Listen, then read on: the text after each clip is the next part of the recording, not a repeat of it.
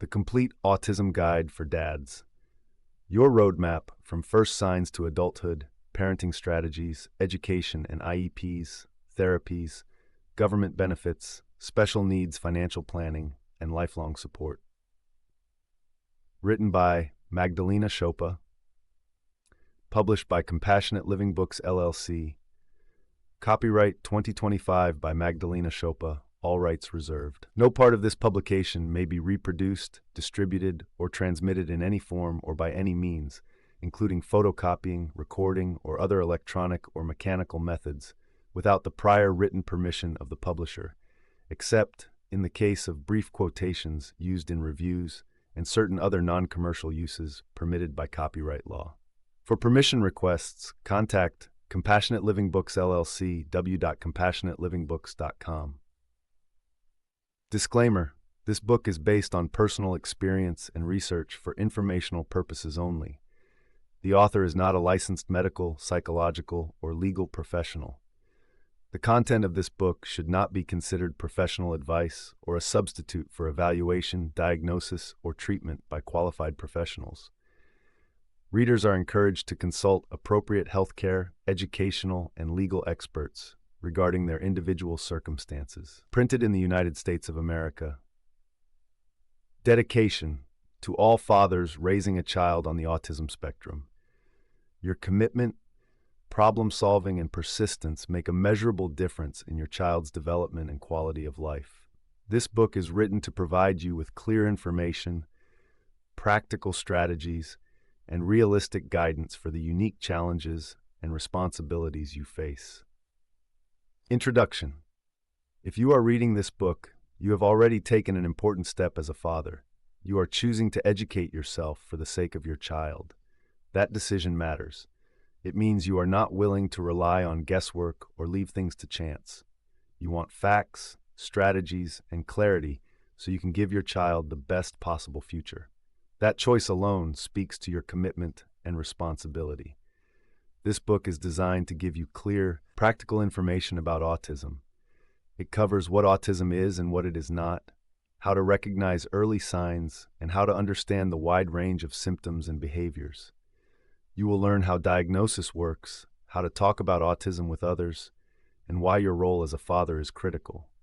It also addresses day-to-day realities, from communication and play to managing challenging behaviors and teaching daily living skills. You will find guidance on handling your own anger and mental health, balancing work with caregiving, and navigating marriage, divorce, or single fatherhood. Because raising an autistic child involves more than emotional support, this book also provides information on education systems, individualized education programs, therapies, legal rights, and government benefits. You will learn how to plan for your child's financial security through tools like special needs trusts, how to prepare for their transition into adulthood, and how to handle safety and crisis situations. This is not a book of abstract theories or generic encouragement. It is a guide you can return to when you need straightforward answers, proven strategies, and a reminder that you are not alone in this role. The information here is meant to help you act with confidence and make informed decisions for your child's benefit. By the end, you will have a clearer picture of what lies ahead and the resources to meet it head-on. You are already doing something important simply by reading these words. The rest of this book will help you turn that intention into action. Chapter 1. What Autism Is and Isn't. Autism, formerly known as Autism Spectrum Disorder, or ASD, is a complex neurodevelopmental condition that affects how a person communicates, interacts socially, processes information, and experiences the world. It is referred to as a spectrum because individuals can experience a wide range of strengths and challenges, and no two people with autism are exactly alike. Some may require significant daily support, while others may live independently and excel in certain areas. Autism is not a disease. It is not something a child can catch, and it is not caused by poor parenting. It is a difference in how the brain develops and functions. The current scientific understanding is that autism arises from a combination of genetic factors and influences that may occur before or shortly after birth. This means it is present from early development, even if signs are not recognized until later. It is important for fathers to understand that autism affects multiple areas of functioning. These include communication skills, the ability to form and maintain relationships, patterns of behavior, sensory processing, and emotional regulation. While these challenges are part of the diagnosis, autism is also associated with unique strengths. Some individuals have exceptional memory, strong focus on specific interests, or unusual problem-solving abilities. Recognizing both the challenges and the strengths is crucial to providing effective support. There are common misconceptions about autism that can create unnecessary frustration for both parents and children. Autism does not mean a child lacks intelligence. Many children with autism have average or above average intellectual ability. Others may have intellectual disabilities, but that does not define their potential for learning or quality of life. Similarly, autism does not mean a child is incapable of feeling or expressing love. The expression of emotions may look different, but emotional connection is very much possible. A father's role in understanding autism involves learning the realities of the condition rather than relying on stereotypes or myths. Your child's development will not follow the same pattern as a neurotypical child. Social cues, language development, and learning styles may differ. Recognizing these differences early allows you to make informed decisions about therapies, school supports, and home strategies. Autism is lifelong. It does not go away with age or treatment, but skills can be learned, challenges can be managed, and independence can be developed over time. Intervention is most effective when it is tailored to your child's specific needs and abilities, rather than following a one-size-fits-all approach. Early, consistent support can make a measurable difference in your child's ability to communicate, navigate the world, and build meaningful relationships. Finally, autism is not an excuse for low expectations, but it is a reason for realistic expectations. Progress may be slower in some areas and faster in others. Comparing your child's milestones to those of neurotypical peers will only create unnecessary pressure. Instead, measure progress against your child's own starting point. In this book, we will explore the tools, resources, and strategies you need to understand your child's unique profile and support them in reaching their full potential. Chapter 2: Early Signs of Autism. Recognizing the early signs of autism is one of the most important steps a father can take in helping his child. Early identification allows for earlier intervention, which can significantly improve a child's communication skills, learning ability, and independence over time. Autism presents differently from one child to another, so it is essential to be aware of a wide range of possible indicators rather than expecting to see every sign in every child. Some signs may appear in the first year of life, while others become noticeable between ages 2 and 3. In some cases, a child may seem to develop typically for a period before showing a plateau or regression in skills, such as losing words they previously used or becoming less socially engaged. Fathers who spend regular time with their child are in a unique position to notice subtle differences in development. Early signs often fall into 3 broad categories: communication, social interaction, and behavior. In communication, an early sign can be a delay in babbling or speaking, or a complete absence of spoken language by the expected age. Some children may use single words, but not combine them into phrases, or they may speak only when repeating what they have heard. Others may have speech, but use it in ways that seem unusual, such as speaking in a flat tone or focusing on topics unrelated to the conversation at hand. Social interaction differences can appear as limited eye contact, seeming disinterest in playing with others, or not responding to their name. A child may prefer to play alone, engage in parallel play without interacting, or show more interest in objects than people. Sometimes, the child may not point to share interest in something, which is an important early social skill. Fathers may also notice that the child does not bring toys or objects to show, even when they want to share excitement. Behavioral signs often involve repetitive actions or unusual responses to sensory input. This can include rocking back and forth, hand flapping, lining up toys, or insisting on playing with objects in the same way every time. Some children may react strongly to certain sounds, textures, or lights, while others seem unaware of sensations that usually bother most people. Sensory differences can be either heightened or reduced, and they often influence a child's ability to focus and interact. One important but often overlooked early sign is self-injurious behavior. This can appear as headbanging, biting, scratching, or hitting themselves. These actions may occur because the child is overwhelmed, unable to communicate discomfort, or experiencing a strong sensory reaction. Although self-harm in young children may seem alarming, it is often a form of communication when other communication skills are limited.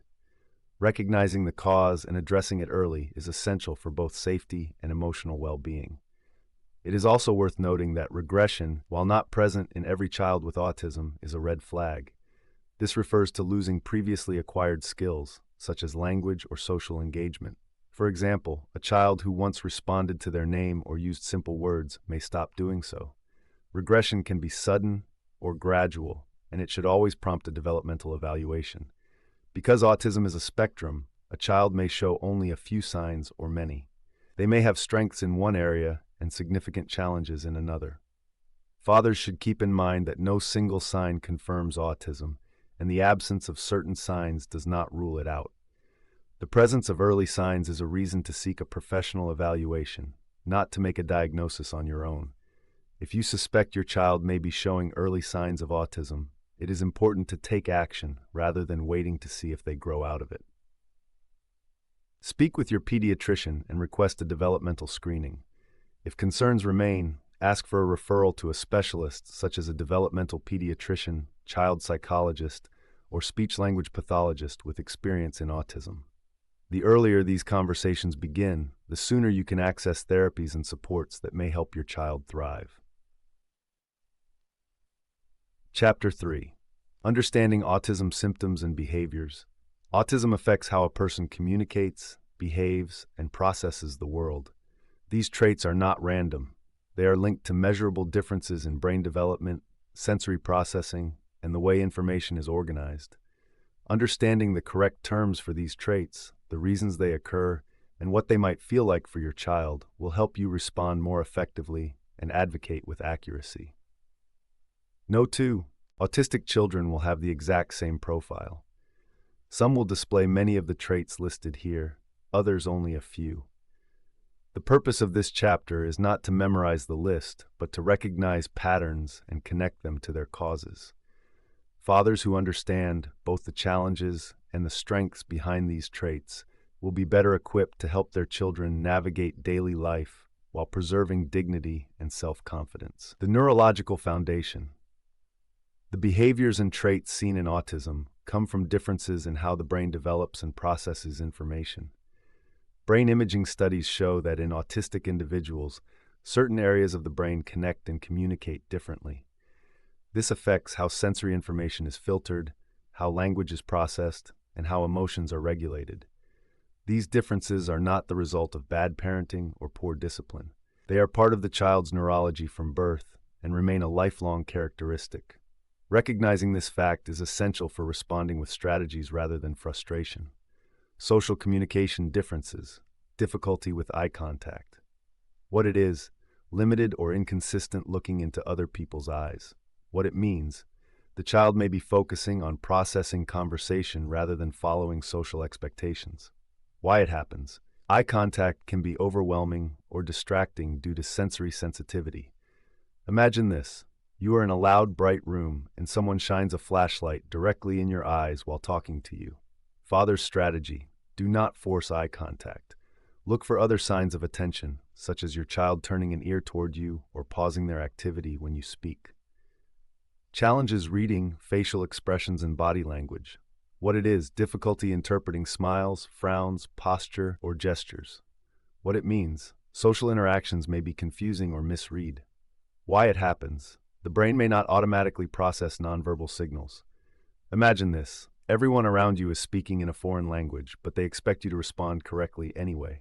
Father's strategy: use clear verbal explanations of feelings instead of expecting your child to just know from facial cues. Delayed or unusual speech development. What it is, speech may be late, absent, or develop in a non-standard way. What it means, the child may rely more on alternative forms of communication. Why it happens. differences in language processing and motor planning. Imagine this. You know what you want to say, but it feels like your mouth forgot how to form the words. Father's strategy. Support speech with visual aids, gestures, or communication devices without making your child feel less than for using them. Echolalia. What it is, repeating words or phrases immediately or later. What it means, can help with learning language, self-soothing, or communication. Why it happens. The brain stores language in chunks and reuses them. Imagine this.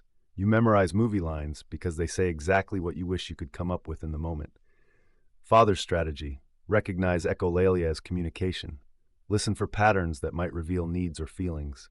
Monotone or unusual voice. What it is. Speaking in a flat, robotic, or sing-song tone. What it means. Emotional cues in speech may be less obvious or less important to the speaker. Why it happens. Differences in how tone is produced and processed.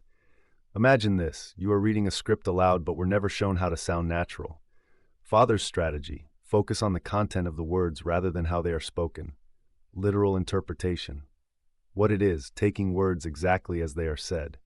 What it means. Figurative language can cause confusion. Why it happens. The brain processes language more literally than abstractly. Someone tells you to hold your horses, and you start looking for actual horses. Father's strategy. Avoid ambiguous phrases and give concrete instructions. Difficulty with back and forth conversation. What it is. Trouble initiating, sustaining, or alternating turns in conversation. What it means. Conversations may stop abruptly or feel one-sided. Why it happens. Differences in social timing and processing speed. Imagine this. You are playing a game of catch, but the ball comes at unpredictable times and you drop it often. Father's strategy. Allow extra pauses and avoid rushing to fill silence. Limited or unusual gestures. What it is. Few or atypical hand movements or facial expressions. What it means. Relies more on words or physical actions for communication. Why it happens. Gestures are not automatically linked to spoken language. Imagine this. You never learn to use handshakes, nods, or waves, so people assume you are unfriendly. Father's strategy. Teach gestures directly and model them without pressure, interrupting or talking over others. What it is. Speaking before someone finishes. What it means. The child may be eager to share or afraid of forgetting their thought. Why it happens. Difficulty with timing cues in conversation. Imagine this. You have a great idea, but if you do not blurt it out now, it will vanish from your mind. Father's strategy. Teach polite interruption cues, such as raising a hand, and reinforce them gently. Difficulty understanding social hierarchies. What it is. Treating everyone the same regardless of status or authority. What it means. May unintentionally appear disrespectful. Why it happens. Social rank cues are less obvious or less important. Imagine this. You speak to your boss the same way you speak to your best friend and cannot see why that might be an issue. Father's strategy. Explain rules of respect in different settings instead of assuming they are understood. Behavioral patterns. Repetitive movements. Stimming. What it is. Rocking, hand flapping, spinning, or tapping. What it means. Helps regulate emotions or sensory balance. Why it happens. Supports the nervous system during stress or boredom. Imagine this. You tap your foot to stay calm, except your tapping is your whole body moving. Father's strategy. Allow stimming unless it is unsafe. Rigid routines. What it is. Strong preference for predictable schedules. What it means. Reduces anxiety and makes the day feel manageable. Why it happens. Change requires extra adaptation time. Imagine this. Someone rearranges all the furniture in your house overnight and expects you to feel relaxed. Father's strategy. Give advance warning before changes and use visual schedules. Intense interests. What it is. Deep focus on one subject or activity. What it means. Can lead to expertise or advanced skills. Why it happens. Autistic brains are wired for deep, sustained focus. Imagine this. You find a hobby you love and cannot understand why anyone would want to talk about anything else. Father's strategy. Use special interests to build learning and connection. Difficulty with transitions. What it is. Trouble moving between activities. What it means. May lead to resistance or stress. Why it happens. Executive function differences make shifting attention harder. Imagine this. You are reading a great book and someone snatches it away mid-sentence. Father's strategy. Use countdowns and give cues before transitions happen. Repetitive play patterns. What it is. lining up toys, sorting objects, or repeating the same game over and over. What it means creates predictability and comfort and can be a way to process the world in a more organized fashion. Why it happens. Repetition reinforces control and understanding of the environment. Imagine this. You are building a puzzle and someone keeps taking pieces out while you work, forcing you to start over. Father's strategy. Join your child in their repetitive play at times. This shows respect for their way of learning, while also providing opportunities to introduce small variations gently. Preference for predictable environments. What it is. Choosing familiar places and avoiding new or unpredictable ones. What it means. Limits sensory and emotional surprises, keeping the child more regulated. Why it happens. Novel environments require more sensory processing and adaptation, which can be exhausting. Imagine this. You drive the same route every day because taking a new one feels like preparing for a difficult exam. Father's strategy. Introduce new environments gradually, starting with short visits and increasing time as your child becomes more comfortable. Unusual attachment to objects. What it is. Carrying or focusing on a particular item that provides comfort or sensory feedback. What it means. The object can help regulate mood and create a sense of safety. Why it happens. Familiar objects can help ground the child in overwhelming situations. Imagine this. You keep a lucky coin in your pocket because holding it makes the world feel safer. Father's strategy. Respect your child's attachment and, when possible, allow the object to come along, especially during stressful outings. Perseveration. What it is. Staying focused on a single topic, activity, or question for extended periods. What it means.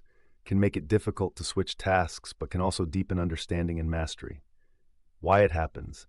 Differences in mental flexibility and executive function make it hard to disengage once focused. Imagine this. You have a song stuck in your head, but it lasts for days, not hours. Father's strategy. Use their focus as a learning tool and teach gentle ways to shift attention when necessary. Compulsive organizing or arranging. What it is. Sorting items by size, color, or type. What it means. Provides visual and mental stability in a world that may feel unpredictable. Why it happens. Creating physical order can help the brain feel calmer and more in control. Imagine this. You spend your free time arranging tools perfectly, and someone moves one slightly out of place. Father's strategy. Respect their organizing patterns when possible, while also helping them cope when things cannot be perfectly arranged. Unusual movement patterns. What it is. Walking on toes, pacing, leaning in certain ways, or unusual posture. What it means may be related to sensory input, balance differences, or muscle tone. Why it happens. Linked to motor coordination differences and the body's way of seeking certain sensory feedback. Imagine this. Your shoes feel like they are filled with small pebbles, so you adjust how you walk. Father's strategy. Monitor for safety and consult with occupational or physical therapists if movements cause strain or injury. Sensory processing differences. Sensory overload. What it is. Overwhelm caused by too many sights, sounds, smells, or textures at once. What it means. May lead to withdrawal, meltdowns, or a strong need to escape the environment. Why it happens. The brain has difficulty filtering out background information. Imagine this. You are trying to hold a conversation while standing next to a jet engine and under a strobe light. Father's strategy. Learn your child's triggers and create calming escape plans for public places. Sensory seeking. What it is. Craving intense sensory input. What it means. Your child may spin, bounce, hum, or press against objects or people. Why it happens. The brain is seeking stimulation to maintain a regulated state. Imagine this. You turn the radio up loud because the silence feels uncomfortable. Father's strategy. Provide safe, acceptable ways for your child to get the input they need, such as trampolines, weighted blankets, or sensory bins. Selective eating. What it is. Refusal to eat certain foods due to texture, smell, or taste. What it means. Eating habits are based on sensory comfort rather than variety. Why it happens.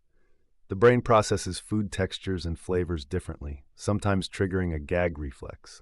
Imagine this. Someone puts a spoonful of sand in your mouth and asks you to swallow. Father's strategy. Respect sensory boundaries while slowly introducing new foods alongside accepted ones. Sensitivity to touch. What it is. Discomfort with certain fabrics, tags, or grooming activities. What it means. Even light touch can feel irritating or painful. Why it happens. Overactive touch receptors in the skin send exaggerated signals to the brain. Imagine this, wearing a sweater that feels like it is made of tiny needles. Father's strategy: choose comfortable clothing, remove tags, and use gentle touch to build tolerance over time. Sensitivity to sound. What it is: discomfort with noises others barely notice. What it means: can cause stress, panic, or physical pain. Why it happens: heightened auditory processing makes certain sounds feel intrusive or alarming. Imagine this, hearing a dripping faucet as if it is right next to your ear all day. Father's strategy: use noise-canceling headphones and give advance warning before loud activities. Sensitivity to light. What it is: avoiding bright, flickering, or harsh lighting. What it means: light can cause discomfort, headaches, or difficulty focusing. Why it happens: differences in how the brain processes visual input. Imagine this, walking into a room where the lights feel as sharp as camera flashes. Father's strategy: adjust lighting at home and carry sunglasses or visors for bright environments. Sensitivity to smell. What it is: strong reaction to odors that others barely notice. What it means: certain environments may be avoided due to strong scents. Why it happens: heightened smell receptors send intense signals to the brain. Imagine this, smelling perfume as if the bottle just spilled on you. Father's strategy: avoid strong fragrances at home and choose unscented cleaning products. Proprioceptive differences. What it is: limited awareness of body position in space. What it means: the child may bump into objects, press against walls, or seek strong pressure. Why it happens: the brain's internal map of the body is less precise. Imagine this, walking through a doorway and hitting the frame without realizing you were too close. Father's strategy: offer activities like climbing, pushing, or carrying weighted objects to improve awareness. Vestibular differences. What it is: unusual responses to balance and movement. What it means: the child may avoid swinging or may crave spinning activities. Why it happens: differences in inner ear function and how movement signals are processed. Imagine this, feeling like you are on a rocking boat even when you are standing still. Father's strategy: slowly build tolerance for movement activities, ensuring safety. Temperature regulation difficulties. What it is: trouble sensing or responding appropriately to heat or cold. What it means: the child may dress inappropriately for weather. Why it happens: sensory processing differences in temperature perception. Imagine this, not realizing your hands are freezing until someone points it out. Father's strategy: remind your child to check the weather and dress accordingly, and keep spare clothing available. Emotional and cognitive patterns, meltdowns. What it is: overwhelming emotional outbursts. What it means: a sign of distress, not manipulation. Why it happens: the brain's ability to regulate emotions is overloaded. Imagine this, being so frustrated you shout, cry, and slam doors but cannot stop even when you want to. Father's strategy: focus on safety and calming rather than punishment. Shutdowns. What it is: withdrawal from interaction and reduced responsiveness. What it means: the brain is conserving energy and reducing input. Why it happens: a protective response to sensory or emotional overload. Imagine this, your brain turns off the lights to take a break. Father's strategy: give space and allow recovery time before re-engaging. Self-harm behaviors. What it is: head banging, biting, or scratching self. What it means: a coping mechanism for frustration, pain, or sensory input. Why it happens: the body uses physical sensation to manage overwhelming feelings. Imagine this, feeling so overwhelmed that pain seems like the only thing that cuts through the chaos. Father's strategy: remove triggers, provide safe alternatives, and seek professional guidance. Anxiety. What it is: persistent worry or fear. What it means: may avoid activities or settings that feel unpredictable. Why it happens: difficulty adapting to change and uncertainty. Imagine this, constantly waiting for something bad to happen even during quiet moments. Father's strategy: use consistent routines and prepare your child for changes ahead of time. Sleep difficulties. What it is: problems falling asleep or staying asleep. What it means: impacts mood, learning, and daily functioning. Why it happens: differences in melatonin regulation and sensory comfort. Imagine this, your body is tired but your brain keeps running as if it is late for a meeting. Father's strategy: establish a calming bedtime routine and keep the bedroom environment consistent. Uneven skill development. What it is: advanced abilities in some areas and delays in others. What it means. The child may excel academically in one subject but struggle in daily life skills. Why it happens. Brain development is not uniform across all areas. Imagine this, solving a complex math problem but forgetting how to tie your shoes.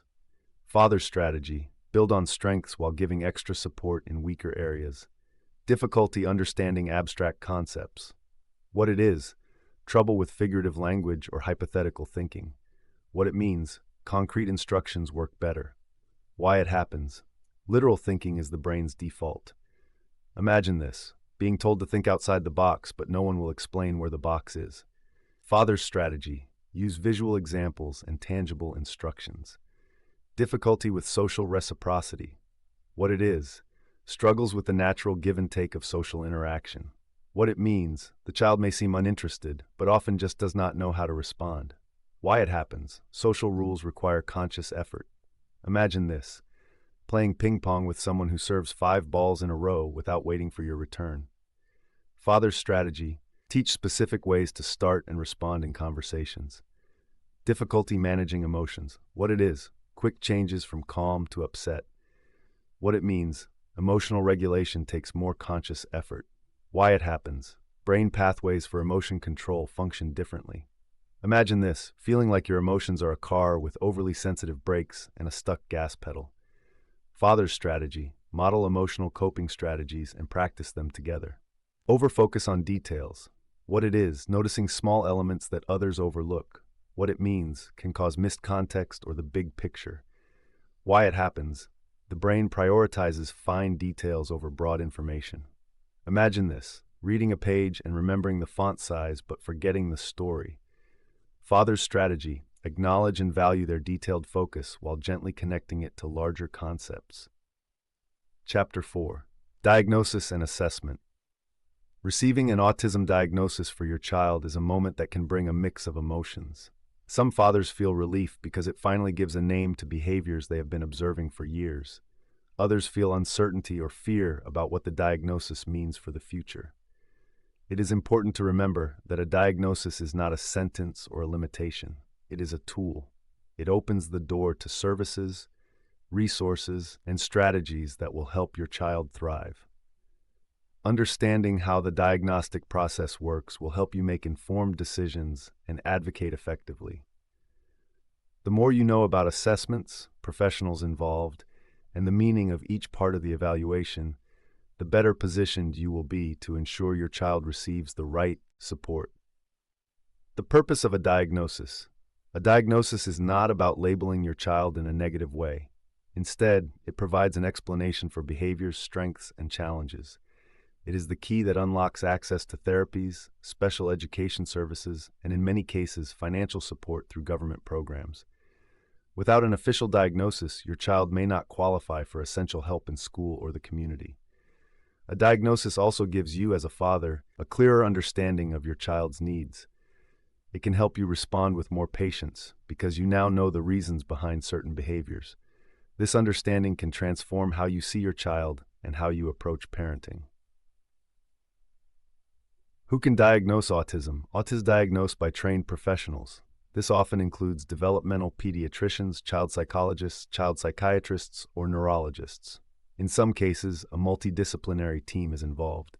This team might include speech-language pathologists, occupational therapists, and social workers who contribute their observations to form a complete picture of your child's development. Not every doctor is equally experienced with autism. Choosing a professional who specializes in developmental disorders can greatly improve the accuracy and usefulness of the diagnosis. You may need to research local specialists, ask for referrals, or even travel to a clinic with more expertise. The evaluation process. The process usually begins with a detailed interview where the professional asks about your child's developmental history. They will want to know when your child met certain milestones, such as speaking first words, walking, and showing interest in play. They will also ask about any medical history, family history of developmental differences, and specific concerns you have noticed.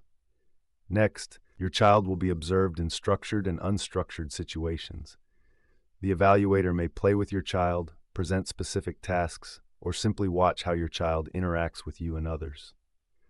Standardized tests such as the Autism Diagnostic Observation Schedule, (ADOS), or the Childhood Autism Rating Scale are often used. These tools allow the evaluator to measure communication, social skills, play behaviors, and repetitive actions. The evaluation may also include assessments of speech and language, motor skills, sensory processing, and cognitive abilities. If your child is in school, teachers may be asked to provide written observations or fill out questionnaires. How to prepare for the assessment. You can make the assessment process more accurate and less stressful by preparing ahead of time.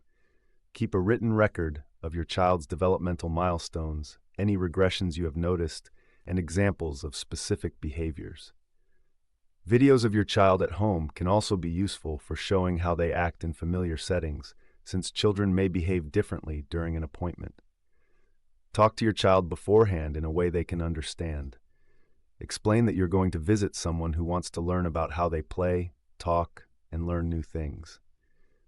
Present the appointment as something positive rather than as a test they must pass. Bring any relevant documents with you, including previous medical reports, hearing and vision test results, and school evaluations. The more complete the information, the more accurate the diagnosis will be. Interpreting the results. After the evaluation, the professional will meet with you to share their findings. This discussion may happen immediately or in a follow-up appointment. They will explain whether your child meets the criteria for autism spectrum disorder as defined in the Diagnostic and Statistical Manual of Mental Disorders, DSM-5. They will also outline your child's specific strengths and areas of need. It is important to ask questions during this meeting. Make sure you understand every term that is used. If the evaluator mentions social communication deficits or restricted and repetitive behaviors, ask them to give specific examples from your child's assessment. Request a written copy of the report, since you will need it when applying for services. The role of second opinions. If you are uncertain about the results or the process, you have the right to seek a second opinion. This is especially important if you feel the evaluation did not fully capture your child's behavior, or if you suspect the evaluator lacked autism-specific expertise. A second opinion can confirm the diagnosis or provide a more detailed understanding of your child's profile. Life after the diagnosis. Once the diagnosis is official, it is time to think about next steps. This may include applying for early intervention services if your child is under 3 years old, requesting a special education evaluation if they are in school, or connecting with therapy providers. Remember that a diagnosis is the beginning of a journey, not the end. Over time, you will gather more information about your child's unique strengths and challenges. You will adjust strategies, find new resources, and become more skilled in advocating for their needs. Your role as a father is critical here. You will be the one who pushes for services, coordinates appointments, and ensures that your child's needs are met at home, at school, and in the community. Every step you take now will have a lasting impact on your child's future. Chapter 5. Talking about autism. Discussing autism openly is one of the most important steps you can take as a father. The way you speak about autism will shape how your child views themselves, how your family responds, and how others in your community understand the condition. This is not simply about finding the right words. It is about setting the tone for acceptance, respect, and informed understanding. Many fathers feel unsure about how to start these conversations. You might wonder whether you should use medical terms, whether to focus on challenges or strengths, or how to handle questions from relatives, teachers, and strangers. These decisions matter because language can either build confidence or deepen stigma. Talking to your child.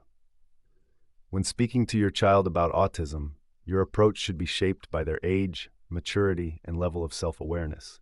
For younger children, simple explanations work best. You might say, "Your brain works in a way that makes you see the world differently. Sometimes that is hard, and sometimes it helps you do amazing things." Avoid long, clinical descriptions for young children. They need clarity, not complexity. As your child grows older, you can introduce more detail. Explain that autism is a developmental difference that affects how they communicate, interact with others, and process information. Be honest about challenges while also emphasizing strengths. For example, you might tell them that while they may find noisy places overwhelming, they might also have a talent for noticing details others miss. Children often notice they are different long before they are formally told. By giving them accurate language early, you help them replace confusion or self-blame with understanding. This can also prevent them from accepting false or hurtful ideas from others. Talking to siblings. Siblings of autistic children also need guidance. Without clear information, they may develop resentment, confusion, or even guilt. Explain autism in terms they can understand, using examples from daily life. For instance, you might say, "Your brother has autism," which means he learns and talks differently than you do. Sometimes that makes things harder for him, so we help him in certain ways. Encourage siblings to ask questions and be patient when those questions repeat over time. Children process information in stages, and their understanding will deepen as they mature. Provide reassurance that autism is not something they can catch, and that their siblings' differences are simply part of who they are. Talking to family members. Extended family members may have outdated or incorrect ideas about autism. Some may downplay the diagnosis, while others may focus only on the difficulties. Approach these conversations with patience, but also with clear boundaries. Provide factual information and be ready to correct misconceptions. You might explain that autism is not caused by parenting style, vaccines, or bad habits. Emphasize that while autism presents challenges, it also comes with unique strengths, and that acceptance is far more helpful than criticism. If a family member insists on using hurtful language or dismissive attitudes, make it clear that such behavior is not acceptable around your child. Talking to teachers and school staff. Your child's teachers, aides, and school administrators will play a major role in their development. These conversations require both clarity and cooperation. Provide them with the specific ways autism affects your child, rather than general statements. For example, instead of saying, "He struggles in class," you could say, "He needs extra time to transition between activities because changes in routine cause him anxiety." Make sure the school understands that autism is a lifelong condition, not a phase your child will outgrow. This helps set realistic expectations and encourages the school to focus on long-term skills rather than temporary fixes. Document your communications so you can refer back to them if issues arise. Talking to friends and the public interactions with friends, neighbors, and strangers will vary depending on how visible your child's autism is in public. If your child's differences are obvious, you may encounter curious or even judgmental reactions. Having a prepared explanation can help. You might say, "My son has autism, which means he experiences the world differently. Sometimes he reacts strongly to things most people would not notice." You are not obligated to share personal details with everyone. In fact, it is wise to consider the purpose of each disclosure. If explaining autism will lead to greater understanding or support, it may be worth it. If the situation involves someone you will never see again, you might choose to say nothing. Choosing language carefully. Language shapes perceptions.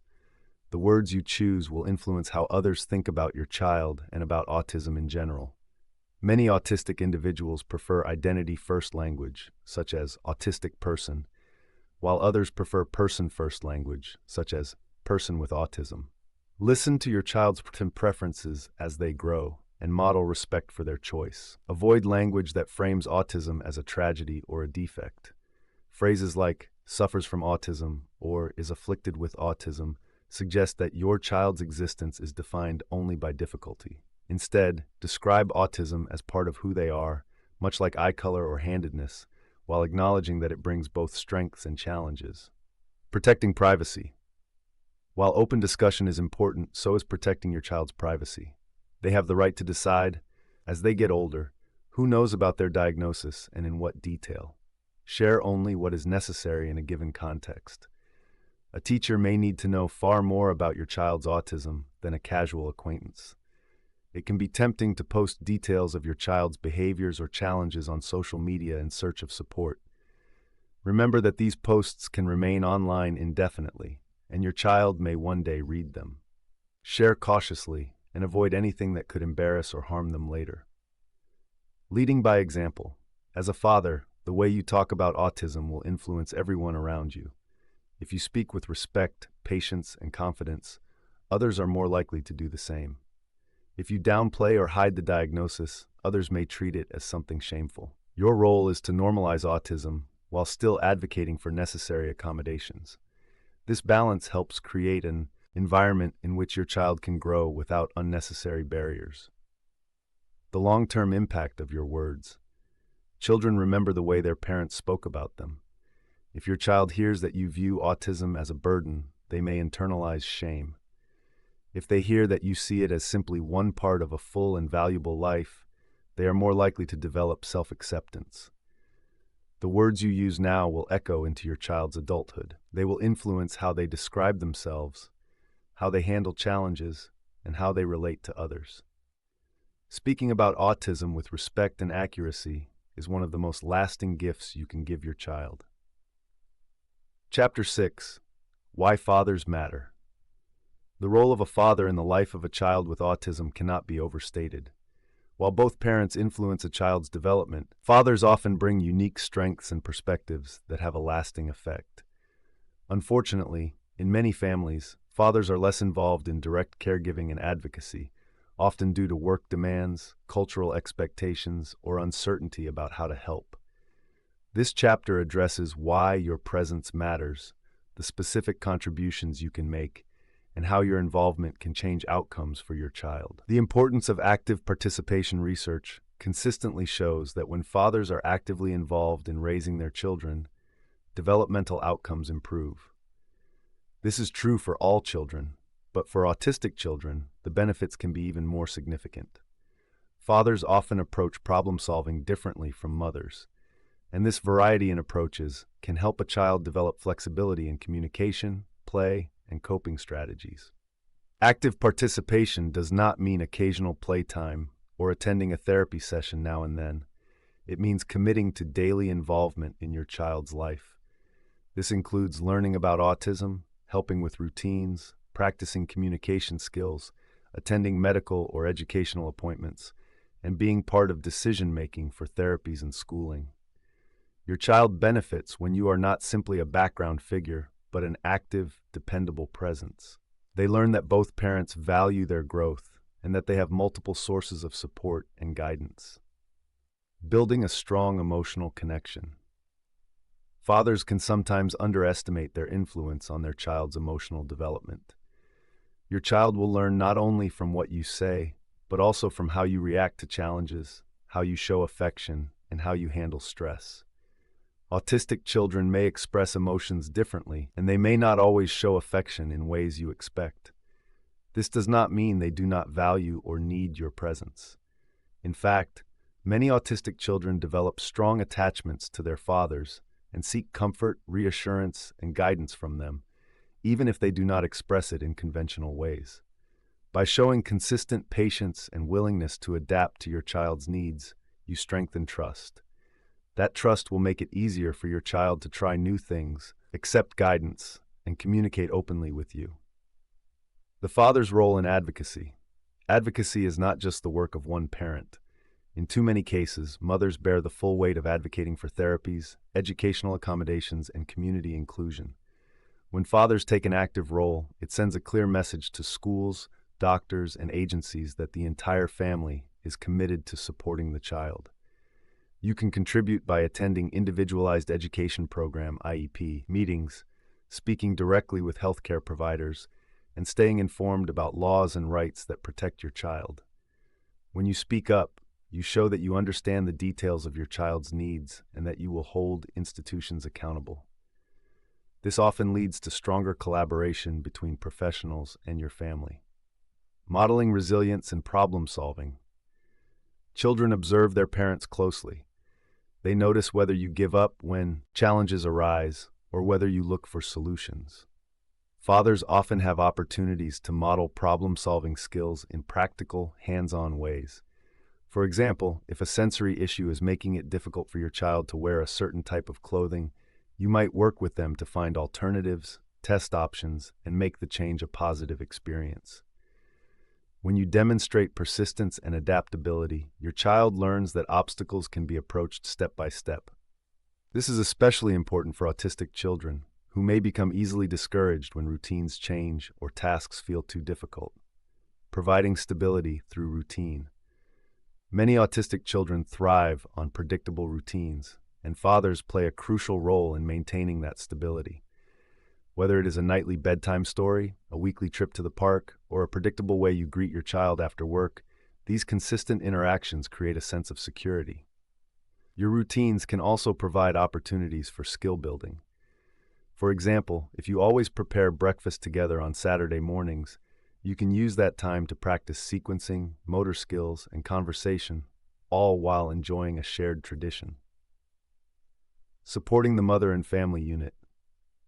Your role is not only to connect with your child, but also to support the other parent and the family as a whole. Autism can place intense emotional and logistical demands on a household. When you share responsibilities fairly and communicate openly, you reduce stress and prevent burnout for everyone involved. This means taking initiative without waiting to be asked, being willing to handle therapies or appointments on your own, and making sure both parents have time to rest and recharge. A strong parenting partnership benefits your child because it ensures that both parents remain emotionally available and capable of providing consistent care. Breaking cultural stereotypes. In many cultures, fathers are expected to be providers first and caregivers second. While financial stability is important, your active involvement in daily care sends a more powerful message than any paycheck can. It shows your child that love is expressed through time, presence, and understanding. Breaking outdated stereotypes also sets an example for your child about gender roles and relationships. Your actions teach them that care and responsibility are shared duties, and that emotional expression is not limited to one gender. The long-term impact of a father's presence. A father's influence extends far into adulthood. Many autistic adults recall the encouragement, acceptance, and guidance their fathers gave them, and how it shaped their self-esteem and independence. Conversely, some recall the absence of such support and the lasting gap it left. By staying engaged, you are building a foundation for your child's future. You are showing them that they are valued and understood, and you are helping them develop the confidence to navigate a world that may not always accommodate them easily. Chapter 7. How Autism Changes Communication. Communication is far more than spoken words. It includes gestures, facial expressions, tone of voice, body posture, and the unspoken rhythm between people. Autism affects communication in complex ways that go beyond delays in speech or unusual phrasing. It changes the way information is processed, how meaning is interpreted, and how expression is shaped. For many fathers, understanding these changes is the first step to connecting more effectively with their child. It is important to recognize that communication differences are not simply deficits. They are variations in how the brain processes input and produces output. These differences can be worked with, adapted to, and celebrated as part of your child's individuality. The spectrum of communication. Not all autistic children will speak late, and some will develop advanced vocabulary at an early age. Others may remain non-speaking but communicate effectively through gestures, sign language, or technology. The term nonverbal is often misunderstood. Many so-called nonverbal children can and do communicate, just not through traditional speech. This is why it is better to focus on the full range of communication abilities rather than whether or not a child talks. The variability is so wide because autism affects multiple areas at once: language processing, motor coordination for speech, sensory regulation, and social interpretation. A child might have a large vocabulary but struggle to use it in conversation. Another might understand far more than they can express, leading to frustration when their needs are not understood. Understanding receptive and expressive language. Receptive language is the ability to understand what is being said. Expressive language is the ability to produce language to share ideas, needs, and emotions. These two abilities do not always develop equally in autism. A child may understand instructions perfectly, but struggle to respond in words. This can lead to the mistaken belief that they are not listening or do not understand. It is important to give extra time for responses. The brain may be working harder to translate thoughts into speech, and pressure to answer quickly can cause a child to shut down or repeat memorized phrases instead of sharing their own words. Echolalia as a communication tool. Repeating words or phrases from movies, songs, or conversations is called echolalia. This is often seen as meaningless repetition, but for many autistic children, it is a stepping stone in language development. Immediate echolalia can help a child keep a conversation going when they are unsure how to respond. Delayed echolalia, where a child uses a phrase heard earlier, can serve as a way to express emotion or make a request. Recognizing echolalia as purposeful allows you to respond to its intent rather than dismiss it as nonsense. For example, if your child says a line from a favorite show about being hungry, you can reply by offering food, thereby showing them that their words have meaning and impact. Nonverbal communication. Differences. Communication is not just about speech. Many autistic children use body language and facial expressions differently. They may not make eye contact, or they may use fewer gestures than their peers. This is not necessarily a sign of disinterest. For some children, eye contact feels physically uncomfortable. For others, gestures simply do not come naturally, even if they understand them when others use them. Instead of focusing on what is missing, learn your child's natural style of communication. Notice patterns in their facial expressions, movements, or the way they position their body when they are happy, tired, anxious, or in need of help. Sensory influences on communication. Communication requires the integration of multiple senses at once. For an autistic child, sensory overload can block or distort the process. Loud environments may make it nearly impossible for them to process spoken words. Bright lights, strong smells, or uncomfortable clothing can drain the mental energy needed to form sentences. By creating a calmer sensory environment, you make communication easier. Speaking in a quiet, uncluttered space, using shorter sentences, and allowing pauses can all improve understanding and response. Literal thinking and language interpretation. Many autistic children interpret language literally. This means metaphors, sarcasm, and figures of speech may cause confusion. If you tell your child it is raining cats and dogs, they may look for animals outside the window. This is not a lack of intelligence, but a natural outcome of a brain that processes language in precise, concrete terms. Clear communication involves saying exactly what you mean. Instead of, "Give me a minute," say, "Wait 1 minute." Instead of, "You are on thin ice," say, "You might get in trouble if you keep doing that." Over time, you can explain common expressions, but clarity should be the priority. The role of alternative and augmentative communication. For children who struggle with speech, alternative and augmentative communication, AAC, can be transformative. This includes picture exchange systems, communication boards, and speech-generating devices.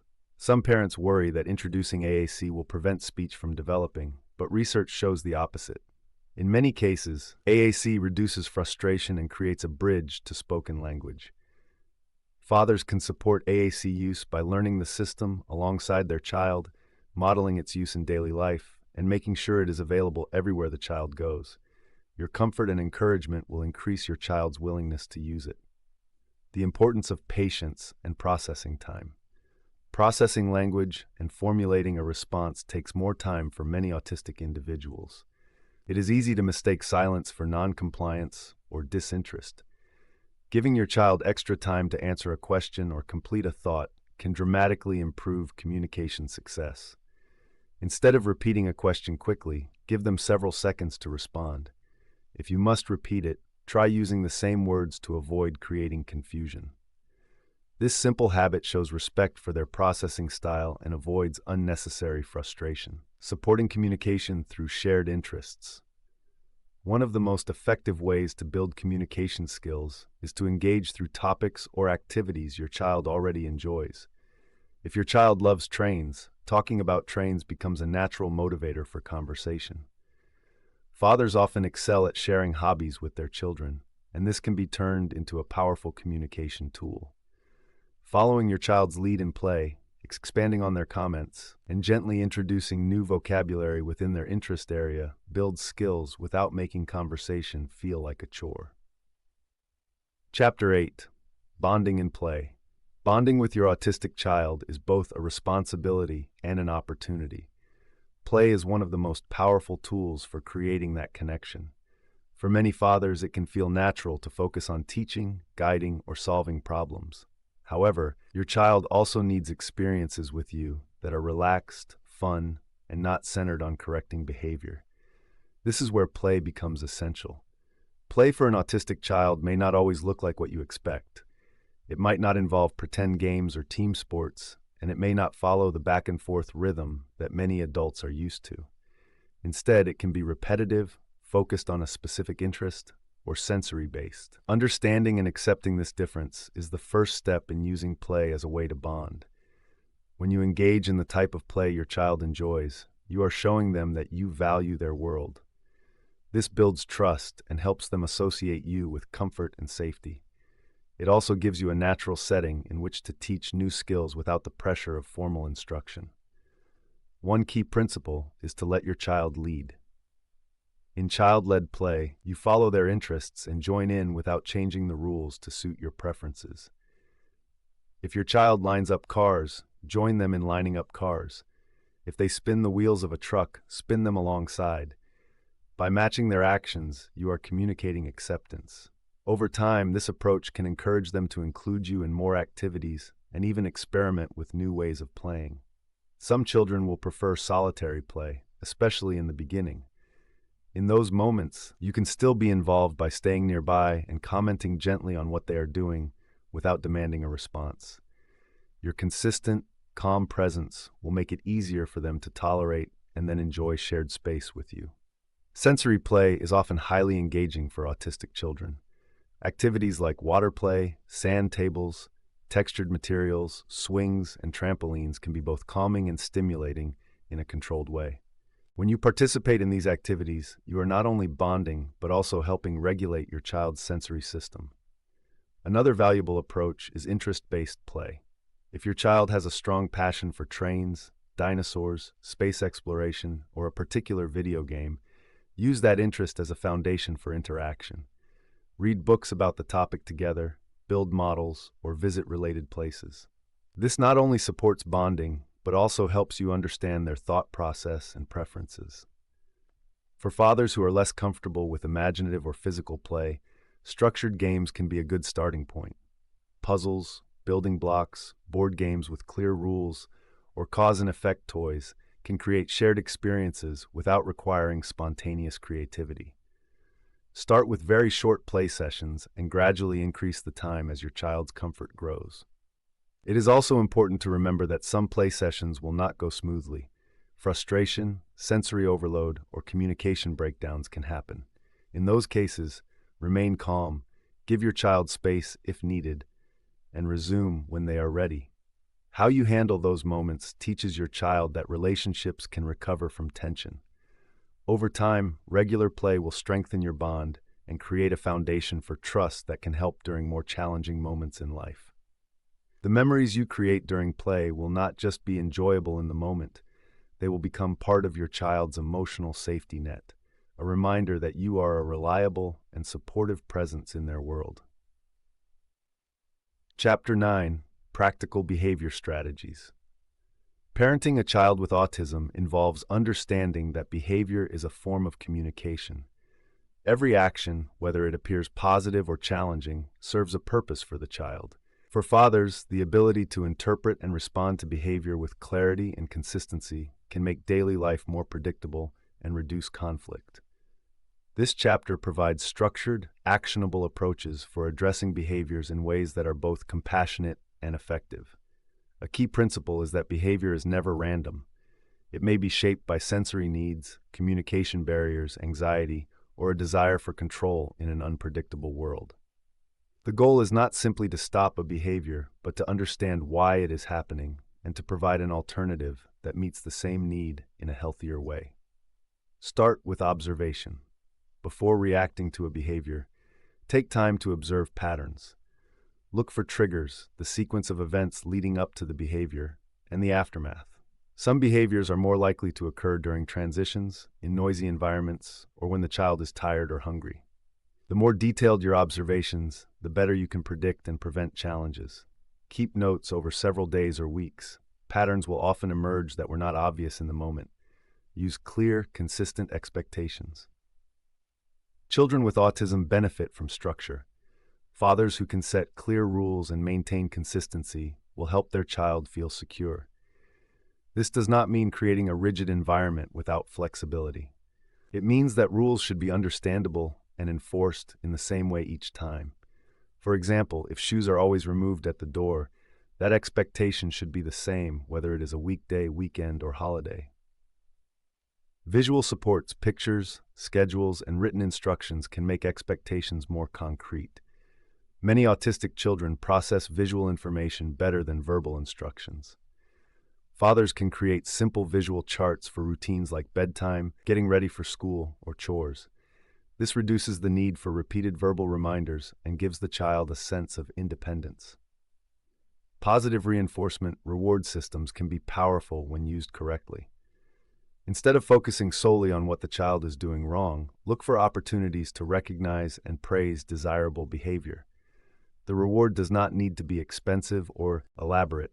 Extra time doing a favorite activity, a small treat, or verbal praise can reinforce positive choices. Be specific in your praise so the child knows exactly what they did well. Calm, neutral responses. When a behavior is disruptive or aggressive, it is natural to want to react emotionally. However, an emotional reaction can escalate the situation. Fathers can set the tone by responding with calm, measured language and body posture. This communicates stability and reduces sensory or emotional overload. Offering alternatives. If a child is engaging in a behavior for a sensory reason, offer an alternative that meets the same need in a safe way. For example, if they chew on clothing, provide a chewable necklace. If they need to move constantly, create a space for safe physical activity. The aim is to redirect rather than simply stop the behavior. Planning for transitions. Many behavioral challenges occur when moving from one activity to another. Fathers can help by giving advance warnings, using timers, or offering choices within the transition. For example, "We will leave in 10 minutes. Do you want to walk to the car or be carried?" Giving even small choices increases cooperation. Avoiding power struggles. Arguing with a child in the middle of a meltdown rarely leads to resolution. In high-stress moments, focus on safety and de-escalation rather than proving a point. Address the teaching moment later, when both you and the child are calm. Tracking progress. Behavior strategies should be evaluated regularly. If something is not working, adjust your approach. It may take several attempts to find the right combination of strategies. Involving teachers, therapists, and other caregivers in your plan ensures consistency across settings. Chapter 10. Daily Living Skills. Daily living skills are the foundation for independence. For fathers, helping a child with autism develop these skills is not only about teaching tasks, but also about fostering confidence, self-reliance, and adaptability.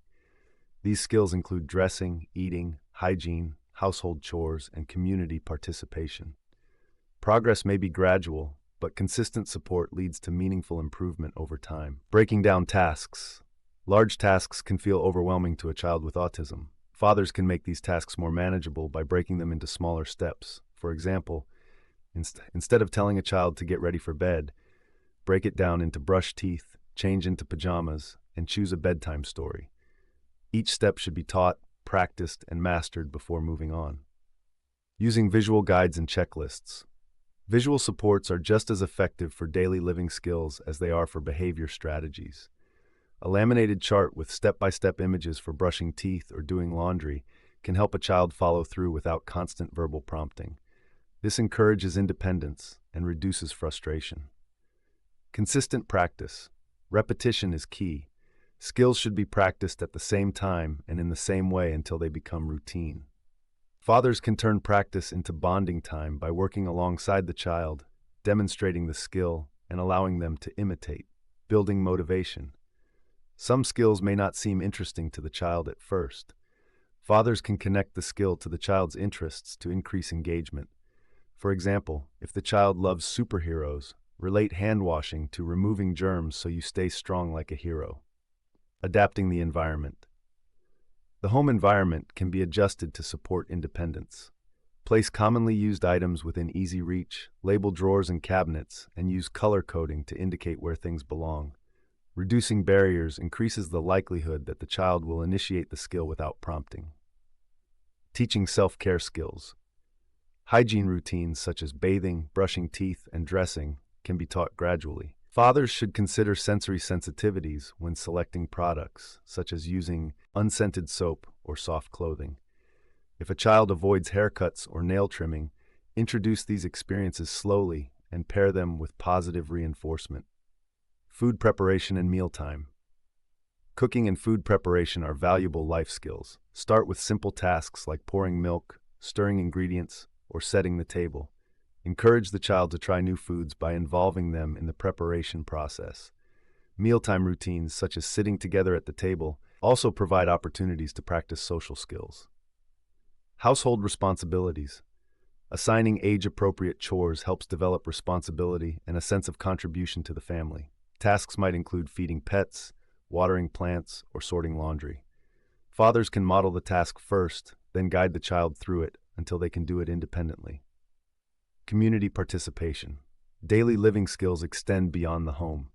Taking the child shopping, to the bank, or on public transportation teaches practical skills such as money handling, waiting in lines, and following community rules. Fathers can prepare the child for these outings by explaining what will happen and practicing in less crowded environments first. Encouraging problem solving. When challenges arise, involve the child in finding solutions. For example, if a shirt is uncomfortable, discuss options like wearing an undershirt or choosing a different fabric. This builds self-advocacy and adaptability. Celebrating progress. Recognize and celebrate achievements, no matter how small. Each new skill mastered is a step toward greater independence. Fathers who consistently acknowledge effort encourage persistence and self-confidence. Chapter 11. Managing anger and frustration. Raising a child with autism can be deeply rewarding, but it can also bring moments of intense stress. Fathers may experience frustration when communication breaks down, when progress feels slow, or when daily routines are disrupted by unexpected behaviors. It is natural to feel anger or irritation at times. What matters most is how those emotions are managed, both for your well-being and for your child's sense of safety. Children with autism are often highly sensitive to the emotional atmosphere around them. They may detect shifts in tone, posture, or facial expressions even before words are spoken. This means that a father's ability to regulate his own emotions is not only a personal skill, but also a key parenting tool. Your calm presence can help de-escalate tense situations, while visible frustration can intensify them. Understanding your triggers. The first step in managing anger is recognizing what sparks it. Triggers might include repeated refusals to follow instructions, public meltdowns, or feeling judged by others. Sometimes frustration comes from factors outside parenting, such as work stress or financial pressures, which can spill over into your interactions at home. By identifying these triggers, you can prepare for them and respond with greater control. Recognizing the signs of rising anger. Anger often builds gradually. You may notice physical signs such as a faster heartbeat, clenched fists, or tension in your shoulders. Mentally, you may feel your patience running out or find it harder to listen. Learning to recognize these signs early allows you to pause and adjust before you react in ways you might regret. Developing personal coping strategies. Every father needs strategies for calming himself in the moment. Deep breathing, counting to 10, or briefly stepping out of the room can help you regain composure. Some fathers find it useful to have a mental phrase such as, "This is temporary," or "I can handle this," to repeat silently. Others benefit from grounding techniques, such as focusing on the details of an object in the room, to redirect their mind away from the heat of the moment. Separating the behavior from the child. It is important to remember that challenging behaviors are not personal attacks. They are often a result of communication difficulties, sensory overload, or unmet needs. Viewing the behavior as a signal rather than a defiance can reduce emotional intensity and lead to more constructive solutions. Planning ahead for difficult situations. Some high-stress moments are predictable. If you know that transitions or public outings are likely to trigger meltdowns, prepare in advance. Bring sensory tools, snacks, or comfort items. Practice leaving early or having an alternative plan if the outing becomes overwhelming. Planning reduces the feeling of being caught off guard, which often fuels frustration. Creating a calm environment. The environment plays a major role in both your child's behavior and your emotional response. Loud noises, clutter, or frequent interruptions can heighten tension. Establishing quiet spaces at home benefits everyone. For example, designate a specific area where your child can retreat when overstimulated and where you can also take a moment to breathe. Modeling emotional regulation. Your child learns a great deal by watching you. When you demonstrate self-control, problem-solving, and respectful communication, you provide a model they can eventually follow. Narrating your process can help them understand, I am feeling frustrated, so I'm going to take a few deep breaths before we talk about this again. Using support networks. No father should feel he has to manage everything alone. Talking with other parents of autistic children can normalize your feelings and provide practical ideas. Therapists, counselors, or support groups can offer strategies tailored to your situation. Even a short conversation with a trusted friend can reduce the weight of the day's challenges.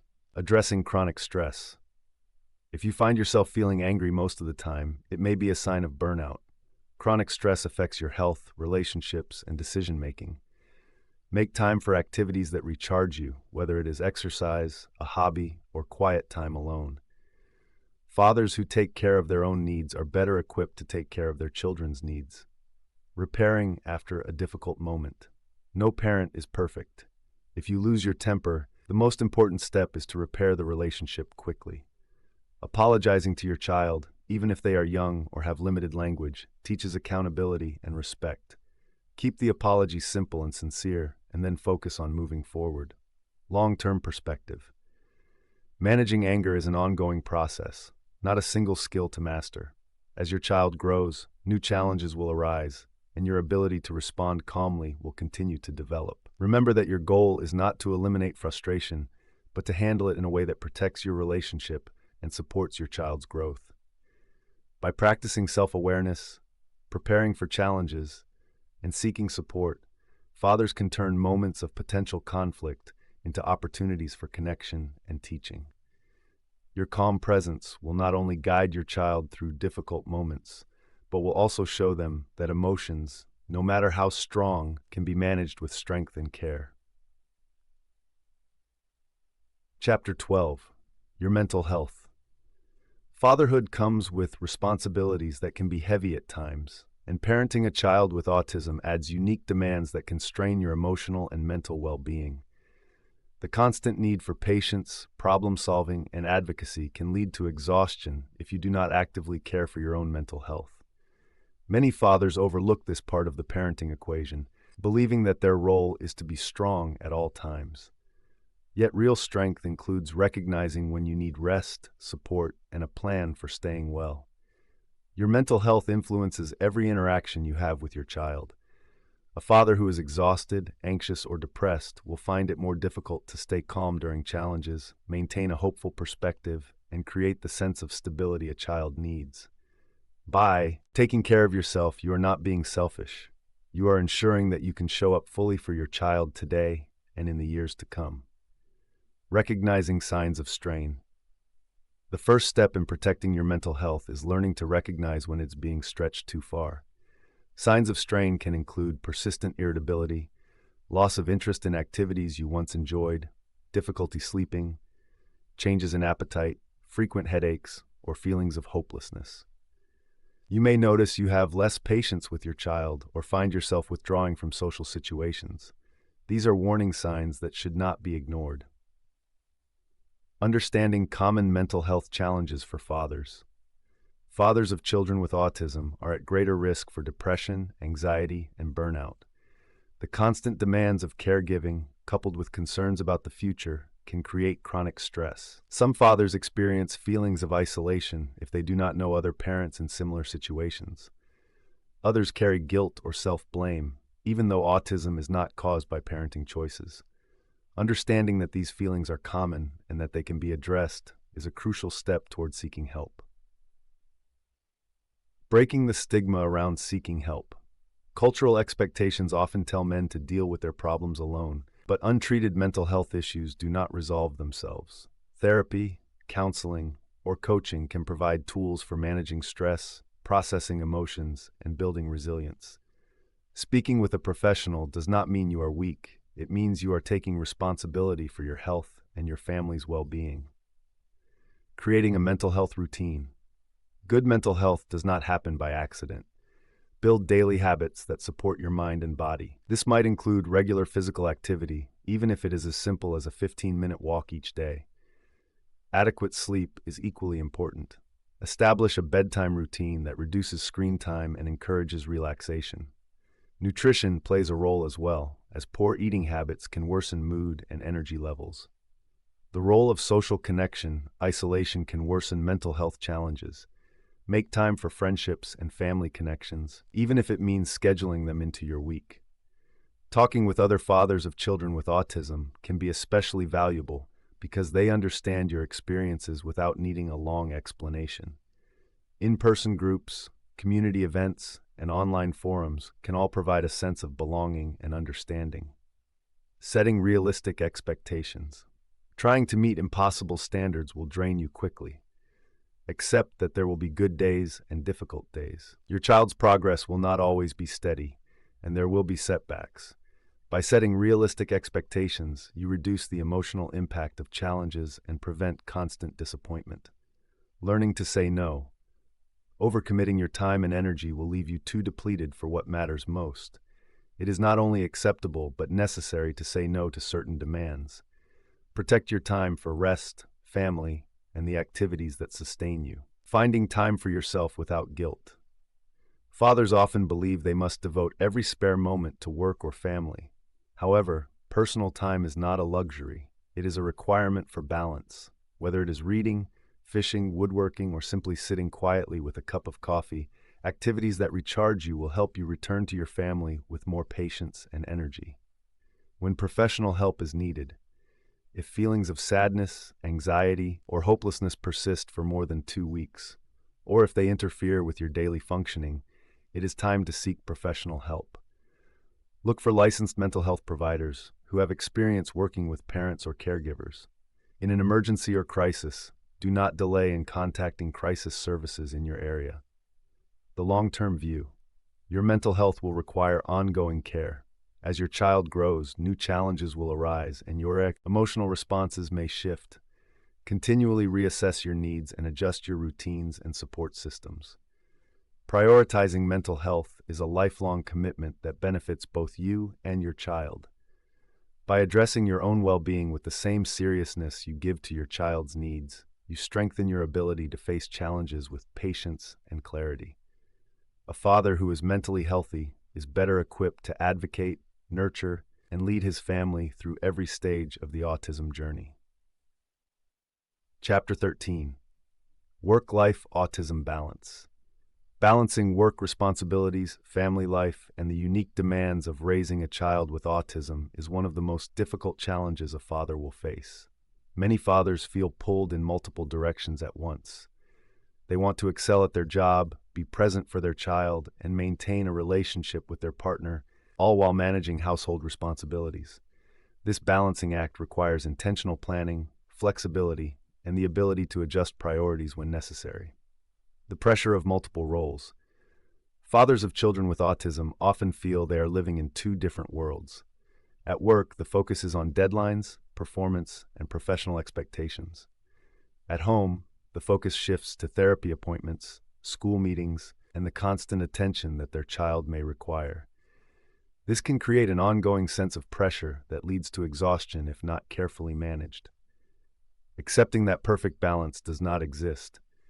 One of the first lessons to learn is that balance is not a static state. Some days, work will require more of your time and energy. Other days, family needs will be urgent and require you to shift your attention entirely. Instead of chasing a perfect and equal balance, aim for a flexible approach where both work and family receive the time they need over the long term. Open communication with your employer. It is in your best interest to be honest with your employer about your situation. You do not need to share every detail, but letting your supervisor or human resources department know that you are caring for a child with special needs can open the door to flexibility. Depending on your workplace, you may be able to arrange a flexible schedule, remote work options, or the ability to leave early for appointments without penalty. Laws such as the Family and Medical Leave Act, FMLA, in the United States can also provide job-protected leave when your child's needs require your full attention. Prioritizing your time. Time management is critical when you have competing demands. Begin by identifying non-negotiable commitments, such as your work hours, your child's therapy sessions, and important family routines. From there, schedule everything else around these anchor points. This approach ensures that essential needs are met first, before less critical tasks claim your energy. Making use of support systems. You cannot be in two places at once, so use the resources available to you. This may mean asking extended family members to help with transportation, hiring respite care, or coordinating with other parents for shared responsibilities. If your partner is also juggling work, divide tasks in a way that plays to each of your strengths and availability. Setting boundaries at work and home. Boundaries are essential for protecting your time and mental health. At work, this may mean declining optional projects during periods of high family need. At home, it may mean setting aside work emails or phone calls during family hours. Without boundaries, the demands of one area will constantly spill into the other, creating stress and resentment. Integrating self-care into your routine. When life is busy, personal time is often the first thing to disappear. Yet without it, your ability to function in both work and family roles will eventually weaken. Even brief moments of self-care can make a difference. This might include using your lunch break to take a walk, listening to calming music during your commute, or setting aside 10 minutes in the evening to read. The role of flexibility and adaptability. Unexpected events are inevitable. A child may wake up sick, a therapy session may run late, or a work crisis may demand your attention at the worst possible time. Learning to adapt quickly and with as little frustration as possible is a valuable skill. The more you accept that change is a part of the process, the less energy you waste resisting it. Long-term career considerations. There may be times when you must evaluate whether your current job is sustainable given your family's needs.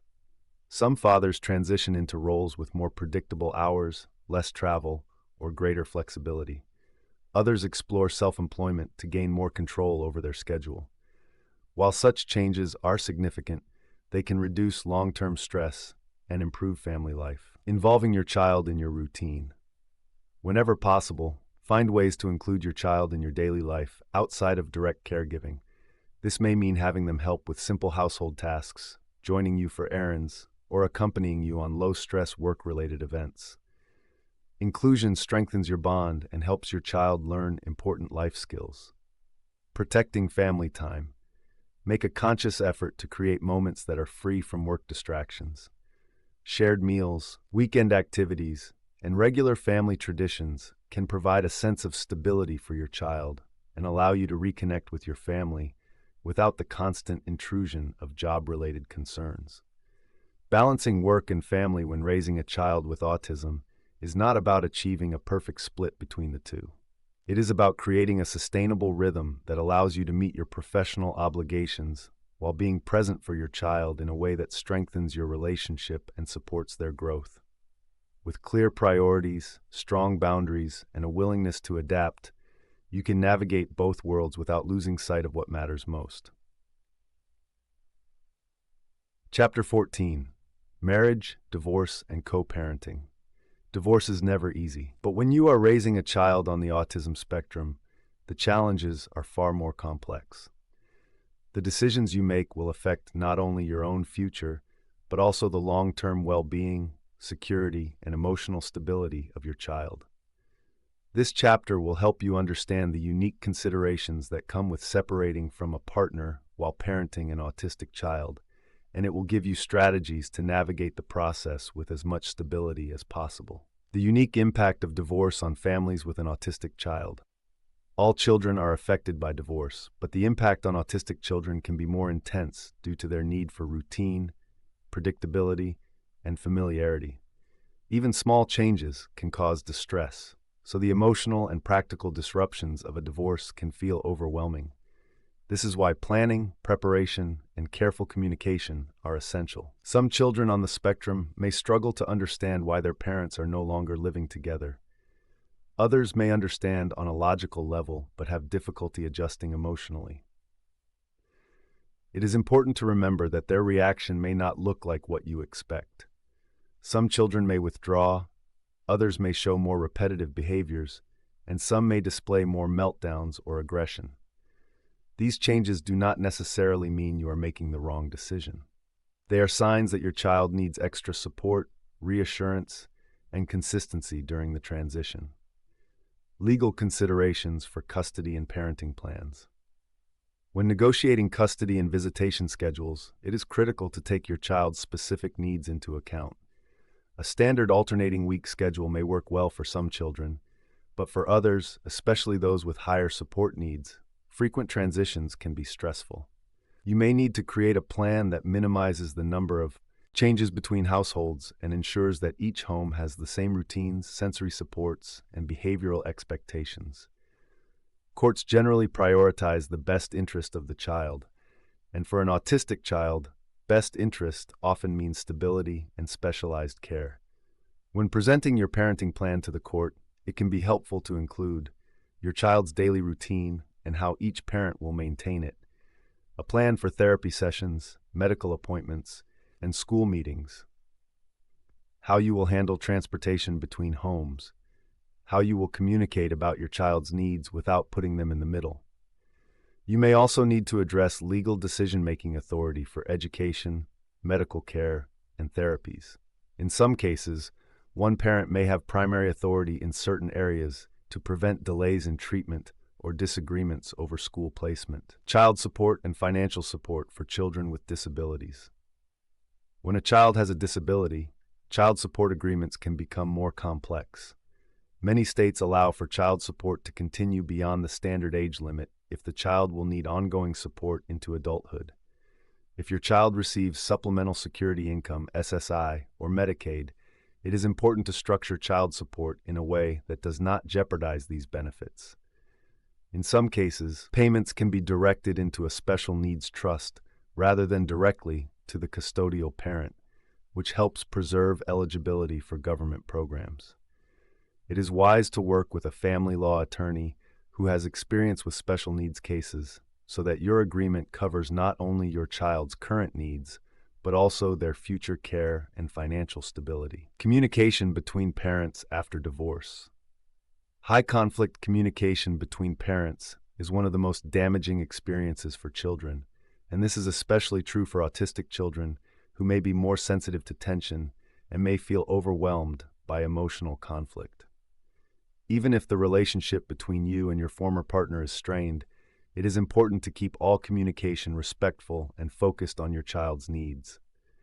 Using a shared communication tool, such as a co-parenting app, can help keep conversations organized and documented. This is especially important for medical updates, school information, and therapy changes. Avoid using your child as a messenger between households. They should not be burdened with delivering messages, reminders, or complaints. Transitioning between homes. For some children on the spectrum, moving between two homes can be one of the hardest parts of divorce. They may have difficulty adjusting to different environments and routines. You can help by making both homes as similar as possible in key areas such as mealtime routines, bedtime routines, sensory tools, and behavioral expectations. Having duplicates of favorite toys, clothing, and comfort items in each home can reduce stress. Visual schedules can also help your child understand where they will be and when. If possible, make transitions predictable by keeping the same pickup and drop-off times each week. School communication after divorce. If both parents have joint custody, schools will often provide communication to both. However, it is your responsibility to make sure that you and your co-parent are both informed about individualized education program, IEP meetings, progress reports, and any behavioral concerns. Even if your personal communication is limited, you must still present a united front to the school and make sure your child's education and services are consistent. Emotional support for your child.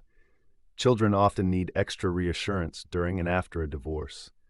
This can mean more one-on-one time, more verbal affirmations of love, and more patience during meltdowns or emotional outbursts.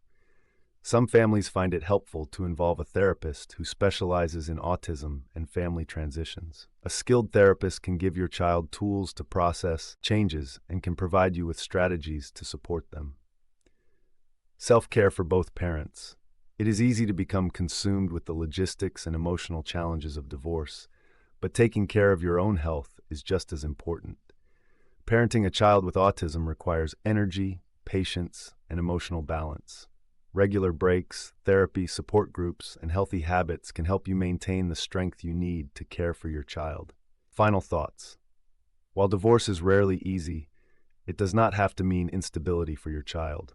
With careful planning, respectful communication, and a focus on your child's individual needs, you can create a life where they feel safe, supported, and loved in both homes. The goal is not perfection, but stability, understanding, and a cooperative commitment to your child's well-being. Chapter 15. Single Dad Life. Parenting a child with autism is demanding in any family structure, but being a single father adds layers of responsibility and complexity that few outside your situation will fully understand. Without a partner to share the daily load, every task, from morning routines to bedtime, falls squarely on your shoulders.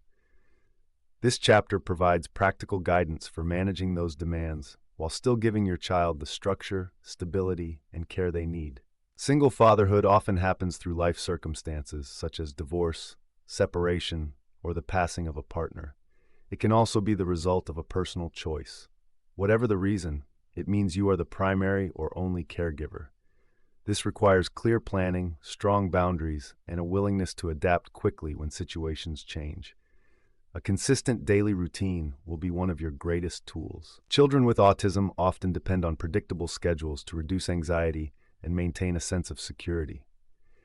As a single father, you will have to balance that routine with your work commitments, your own health needs, and any unexpected events. Keeping a visual schedule at home can help your child anticipate what comes next. It can also make it easier for you to stick to the plan even on days when you are tired or overwhelmed. Time management becomes a survival skill. Without a co-parent in the home, small delays can affect your entire day. Preparing meals ahead of time, laying out clothing the night before, and keeping essential items in a go bag can prevent last-minute stress. These practical steps free up mental energy that you can use for problem solving and supporting your child's needs. You will also need a dependable backup system. Emergencies, illnesses, or sudden changes in work schedules will happen. Identify trustworthy family members, friends, or paid caregivers who understand your child's needs and routines. In many states, respite care programs are available through disability services. These programs can provide trained caregivers for short periods, allowing you time to rest, handle errands, or attend appointments. Financial management is another critical responsibility. As a single father, you may be managing the entire household budget on one income. Government programs such as Supplemental Security Income, SSI, or Medicaid waivers may help offset the cost of therapies, adaptive equipment, or respite care. Some states offer additional benefits for single parents or primary caregivers of children with disabilities. Understanding these resources and applying for them as early as possible can ease some of the financial strain. Legal preparedness should not be overlooked. As the sole or primary parent, you are the decision maker for your child's medical care, education, and long-term planning. Make sure you have all necessary legal documents in order, such as custody agreements, powers of attorney, and special needs trusts. These not only protect your child's future, but also ensure that you can make decisions without delays or disputes. Emotional resilience is as important as logistical readiness. Parenting alone can be isolating, particularly when you are raising a child with unique needs. Social invitations may decline, and friends without children may not understand why you cannot be as available. It is important to connect with other parents in similar situations, either through local support groups or online communities. While you may not have the same flexibility as parents with more support, even brief conversations with people who understand your life can help you feel less alone. Co-parenting, if possible, should focus on consistency for the child. If your child's other parent is involved, communicate regularly about routines, rules, and expectations. This reduces confusion for your child and keeps transitions between homes as smooth as possible. Avoid conflicts in front of your child and keep discussions about disagreements private. Above all, remember that being a single father to a child with autism is not about doing everything perfectly. It is about showing up day after day and providing stability and love while managing the realities of life. The work is demanding, and some days will be harder than others, but the systems you build now will support both you and your child in the long run. Chapter 16: Therapies and Interventions. Once your child has an IEP or a confirmed autism diagnosis, you will begin hearing about different therapies and interventions. These are not just add-ons. They are the core tools that will help your child develop skills, manage challenges, and gain independence. Understanding each type of therapy, how it works, and what outcomes to expect will help you choose the right combination for your child. Therapies for autistic children fall into several broad categories. These include behavioral therapies, speech and language services, occupational therapy, physical therapy, social skills training, and specialized programs such as feeding therapy or assistive technology training. There are also medical and mental health interventions that can support the overall plan. Each serves a specific purpose and may be used alone or in combination.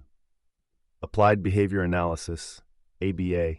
ABA is one of the most widely used and researched behavioral therapies for autism. It focuses on breaking down skills into small steps and rewarding desired behaviors.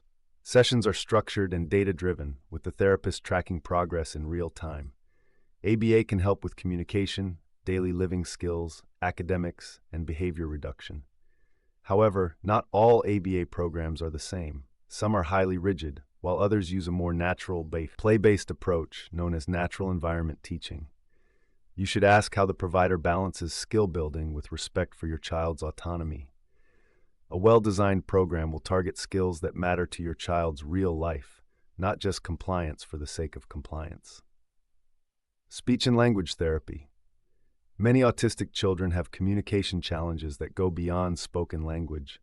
Speech therapy can work on articulation, vocabulary, understanding and using sentences, and nonverbal communication.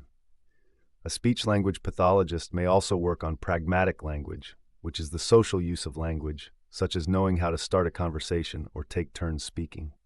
For non-speaking children, speech therapy may include augmentative and alternative communication, often called AAC.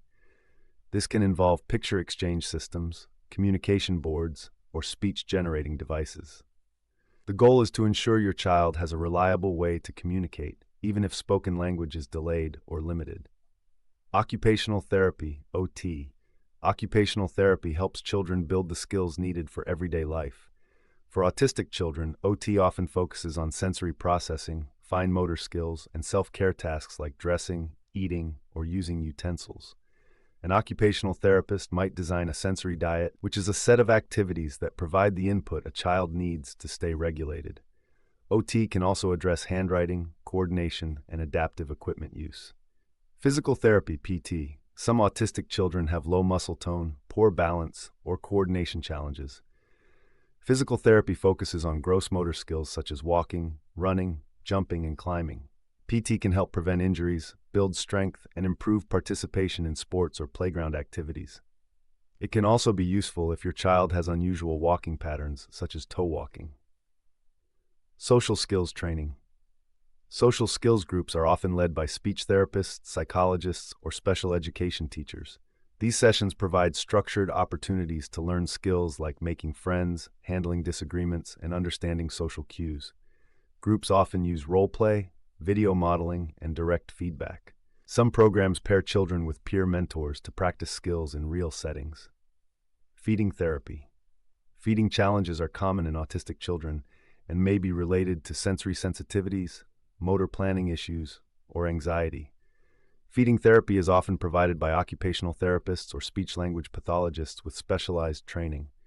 It addresses issues such as extreme food selectivity, gagging, or refusal to try new foods. The approach is gradual and based on building trust with the therapist. Mental health support, anxiety, depression, and emotional regulation challenges can occur alongside autism. A psychologist, counselor, or clinical social worker can provide therapy tailored to autistic individuals. Cognitive behavioral therapy, or CBT, has been adapted for autism and can help with coping strategies, problem solving, and emotional awareness. It is important to choose a provider experienced in working with autistic clients to avoid misunderstandings and ineffective strategies. Parent training and coaching. Many effective therapy programs include a parent training component. This is not about turning you into a therapist, but about giving you the tools to reinforce skills at home. Parent coaching can cover behavior management, communication strategies, and ways to create a supportive environment. Some programs are provided in person, while others offer virtual coaching sessions. Assistive technology can be an essential part of intervention. This includes AAC devices, noise-canceling headphones, weighted blankets, and specialized apps for communication, scheduling, or learning. Assistive technology should be customized to the child's needs and regularly evaluated to ensure it is still effective as skills develop. Choosing the right therapies. Selecting therapies should be based on a thorough assessment of your child's strengths, challenges, and priorities. The best approach is often a combination of services that address different areas of development. Start with the most urgent needs, for example, communication and behavior management, and then add others as time, budget, and your child's stamina allow. Measuring effectiveness therapy should not be open-ended without measurable progress. Every program should have clear goals, a defined method of tracking progress, and regular updates for parents. If you are not seeing improvement after several months, it may be time to adjust the approach. This does not always mean the therapy is wrong. It may just need to be modified to suit your child's learning style. Accessing services, therapies can be provided through the school system under an IEP, through early intervention programs for children under 3, or privately through clinics and hospitals. Insurance coverage varies, and some states require insurers to cover autism therapies by law. Medicaid and state waiver programs can also help pay for services. If a needed therapy is not available locally, some providers offer teletherapy, which can be an effective option for certain services, such as speech or parent coaching. Advocating for the right support. You may need to push for the services your child requires. Schools may limit therapy to what they believe is educationally necessary, but you can present evidence from outside evaluations to support your case. If private therapy is needed, explore every funding source available, including state programs, nonprofit grants, and community organizations. Therapies and interventions are not one-time events. They are ongoing processes that will change as your child grows. Knowing what is available, how it works, and how to measure its success will allow you to make informed decisions and ensure your child receives the best possible support at every stage. Chapter 17: Legal Rights and Protection. Parenting a child with autism is not only about care and understanding. It is also about knowing how to navigate the legal systems that exist to protect your child's education, safety, and overall well-being. Many fathers do not realize the strength of the legal protections available to them. Others feel intimidated when dealing with school districts, government agencies, or legal documents.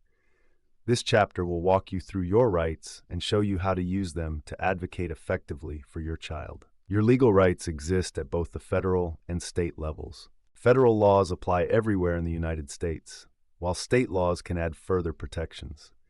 Understanding how these laws interact will allow you to act with confidence, whether you are in a meeting with a school administrator, talking to a service provider, or addressing a government agency. The core federal laws you should know. 3 federal laws form the backbone of legal protections for children with autism: the Individuals with Disabilities Education Act, IDEA, Section 504 of the Rehabilitation Act, and the Americans with Disabilities Act, ADA. The Individuals with Disabilities Education Act guarantees that your child has the right to a free and appropriate public education that is tailored to their individual needs. This is the law that requires the creation of an individualized education program, IEP. It ensures that your child can access specialized instruction, therapies, accommodations, and supports. Importantly, it also gives you the right to participate in the decision-making process for your child's education, to receive regular progress reports, and to challenge decisions if you believe your child's needs are not being met. Section 504 of the Rehabilitation Act is a civil rights law that prohibits discrimination against individuals with disabilities in schools and programs that receive federal funding. This law is broader than IDEA because it applies not only to education, but to any federally funded program. A child who does not qualify for an IEP under IDEA may still be eligible for accommodations under Section 504. The Americans with Disabilities Act goes beyond the school system. It protects your child's rights in public places, community programs, transportation, and the workplace when they are older. For example, the ADA requires that recreational programs and community centers make reasonable modifications so your child can participate. State laws and additional protections. While federal laws set the baseline, states can and often do expand protections. Some states have stronger anti-bullying laws, more generous insurance coverage requirements for autism therapies, or more comprehensive early intervention services. It is worth contacting your state's Department of Education, Department of Health, or Developmental Disability Agency to learn what is available in your state. You can also speak with parent advocacy organizations that are familiar with your state-specific laws. Procedural safeguards and your role as a parent. When your child receives services under IDEA or Section 504, you are entitled to procedural safeguards. These are legal protections that give you the right to be involved in decisions, to review all educational records, to request evaluations, and to resolve disputes through formal processes. If you disagree with the school about your child's services, you can request mediation, file a state complaint, or request a due process hearing. Each of these options is part of your legal toolkit. As a father, your active participation matters. Attend all meetings. Keep records of every email, letter, and phone call related to your child's services. Save copies of all evaluations, IEPs, and progress reports. Documentation is often the deciding factor in disputes. If you can show a paper trail, you greatly increase your chances of securing the services your child needs. Protecting your child beyond education. Legal rights for your child do not end when the school day is over. If your child is in a daycare, after-school program, or community activity, those organizations must also follow the ADA and Section 504 if they receive public funding or are open to the public. This means they must make reasonable accommodations, unless doing so would fundamentally alter the nature of the activity. For example, if your child needs a quiet space to regulate when overwhelmed, the program must make that space available if possible. If they refuse, you may have grounds for a complaint under federal law. Guardianship and decision-making rights in adulthood. When your child turns 18, the law considers them an adult, even if they have significant disabilities. At that point, you no longer have automatic legal authority to make decisions for them unless you take steps in advance.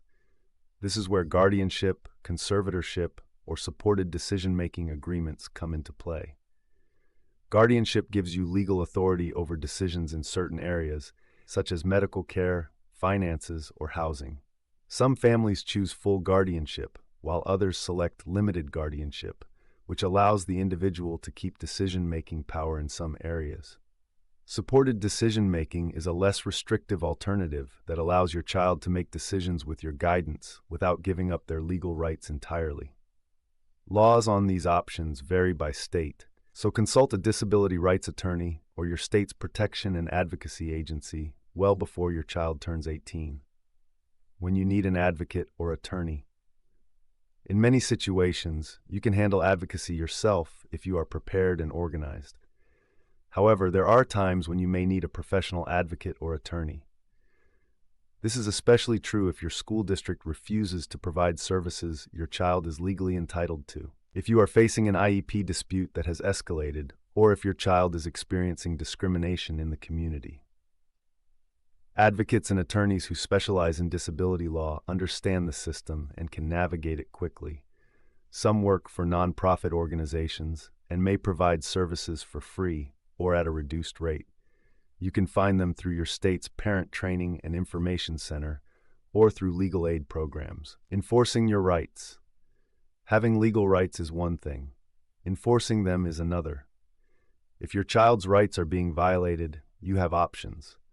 You can file a complaint with your State Department of Education, the Office for Civil Rights within the U.S. Department of Education, or the U.S. Department of Justice in certain situations. You can also pursue mediation or due process hearings for disputes related to special education. The key is not to let violations go unchallenged. Many parents avoid confrontation because they fear retaliation or damaging relationships with schools. While maintaining positive relationships is important, your child's legal rights exist for a reason and must be upheld. Final perspective on legal protection. Knowing the laws is the first step. Using them effectively is what will protect your child's education, safety, and quality of life. As a father, you do not have to be a lawyer to be a powerful advocate. You need to know your rights, keep good records, and be willing to act when necessary. The more informed you are, the more you can ensure that the systems around your child work in their best interest. Chapter 18. Financial and Future Planning for Your Child's Lifetime. Planning for the lifetime needs of a child with autism is an act of both foresight and love. It goes beyond managing the daily demands of therapies, education, and family life. It is about preparing for a future you may not be there to see, a future where your child will still need stability, care, and security.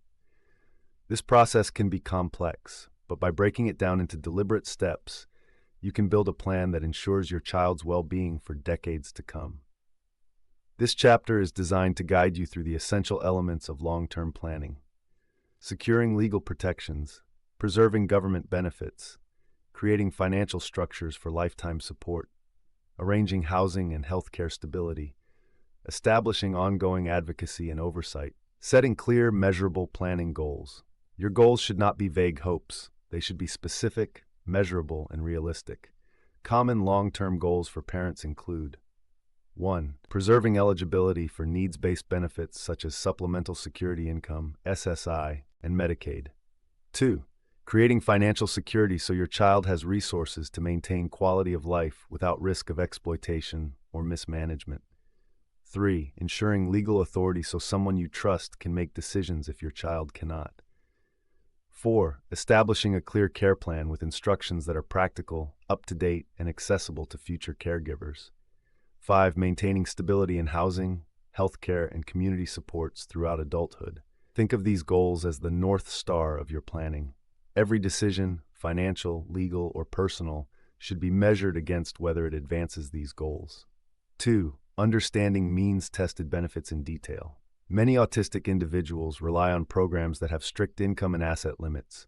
Two of the most important are Supplemental Security Income, SSI, and Medicaid. 2.1 Supplemental Security Income, SSI. SSI provides a modest monthly cash benefit for individuals with disabilities who have very limited income and resources. To qualify, a single person generally must have less than $2,000 in countable assets, not including certain exempt items like a personal vehicle or primary residence. Income can reduce the monthly SSI payment. Unearned income, like gifts or support from others, can reduce it dollar for dollar after small exclusions. Earned income from work is treated more favorably but still affects payment amounts. 2.2 Medicaid. Medicaid provides health insurance and can also fund long-term services like personal care aids, day programs, and supported housing. Medicaid eligibility often follows SSI eligibility for people with disabilities, but states can have their own pathways and rules. Some Medicaid waivers fund extra supports like home modifications, respite care, or transportation. 2.3 Why asset protection matters. If your child receives money outright, even a few $1,000s, they could be disqualified from these benefits until the funds are spent down. This is why special needs trusts and ABLE accounts are critical. 3. Special needs trusts, the cornerstone of benefit protection. A special needs trust, SNT, is a legal tool that holds assets for your child's benefit without those assets being counted toward SSI and Medicaid limits. The trust must be written correctly and managed according to strict rules. 3.1 Types of SNT1. First-party SNT holds assets that belong to your child, settlements, direct inheritances, back pay from benefits. Federal law requires Medicaid payback after the child's death. 2. Third-party SNT, funded by family or friends. No Medicaid payback requirement if drafted properly. This is the preferred tool for parents planning ahead. 3. Pooled trust, managed by a nonprofit that invests many beneficiaries' funds together, useful for modest sums or when professional management is desired. 3.2 What a trust can pay for. An S&T can pay for things that improve quality of life but do not replace basic needs already covered by benefits. Examples include education, tutoring, and vocational training, assistive technology, communication devices, specialized software, therapies not covered by insurance, transportation, including vehicle purchase and maintenance, home modifications for accessibility, vacations, hobbies, and recreation, internet, phone, and streaming services, personal care items and household goods. 3.3 Spending rules. If the trust pays directly for food or housing, SSI may be reduced under in-kind support and maintenance rules. This reduction is capped but still meaningful, so trustees should make these payments strategically. 3.4 Choosing a trustee. A trustee must be organized, honest, and able to follow complex rules.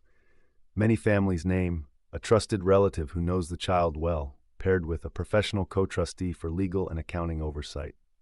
4. Able accounts, flexible, everyday benefit protection.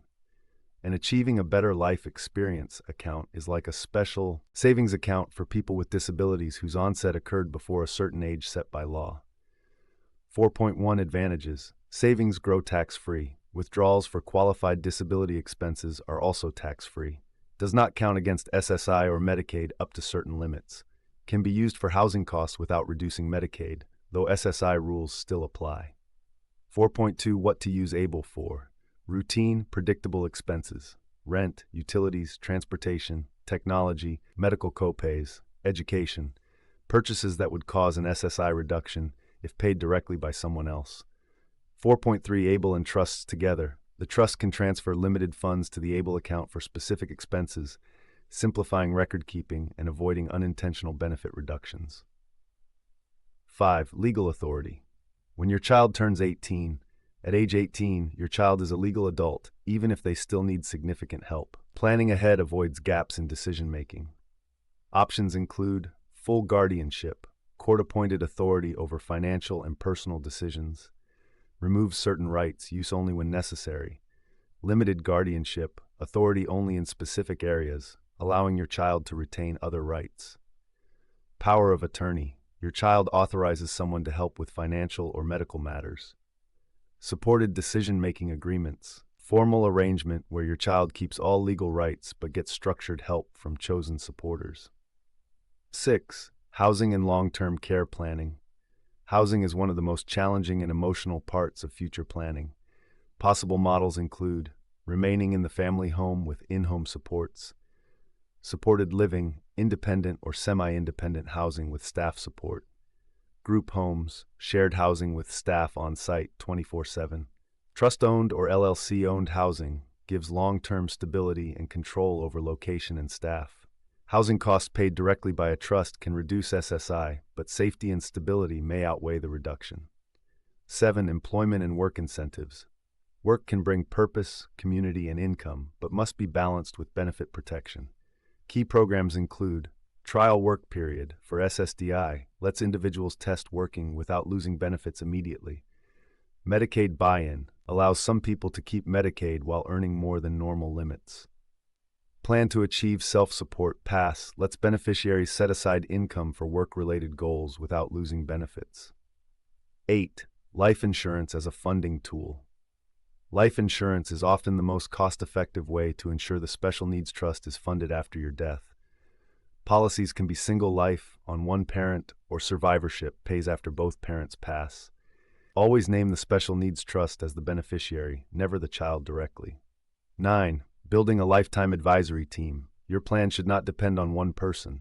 A strong team includes special needs attorney for legal documents and compliance, financial planner experienced in disability benefits, tax professional familiar with trust taxation, benefit specialist for navigating SSI, Medicaid, and other programs. Schedule annual reviews to update for law changes, financial shifts, and changes in your child's needs.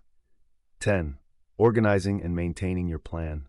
Keep a master file with the trust document and able account records, wills, powers of attorney, and guardianship paperwork, insurance policies and beneficiary designations, a letter of intent describing your child's daily life, preferences, medical history, and future goals. Update this file every year or after major life events. Chapter 19. Housing, Guardianship, and Lifetime Care Planning. Future care planning is not just about money. It is about making sure your child has a safe, stable, and supportive environment throughout adulthood.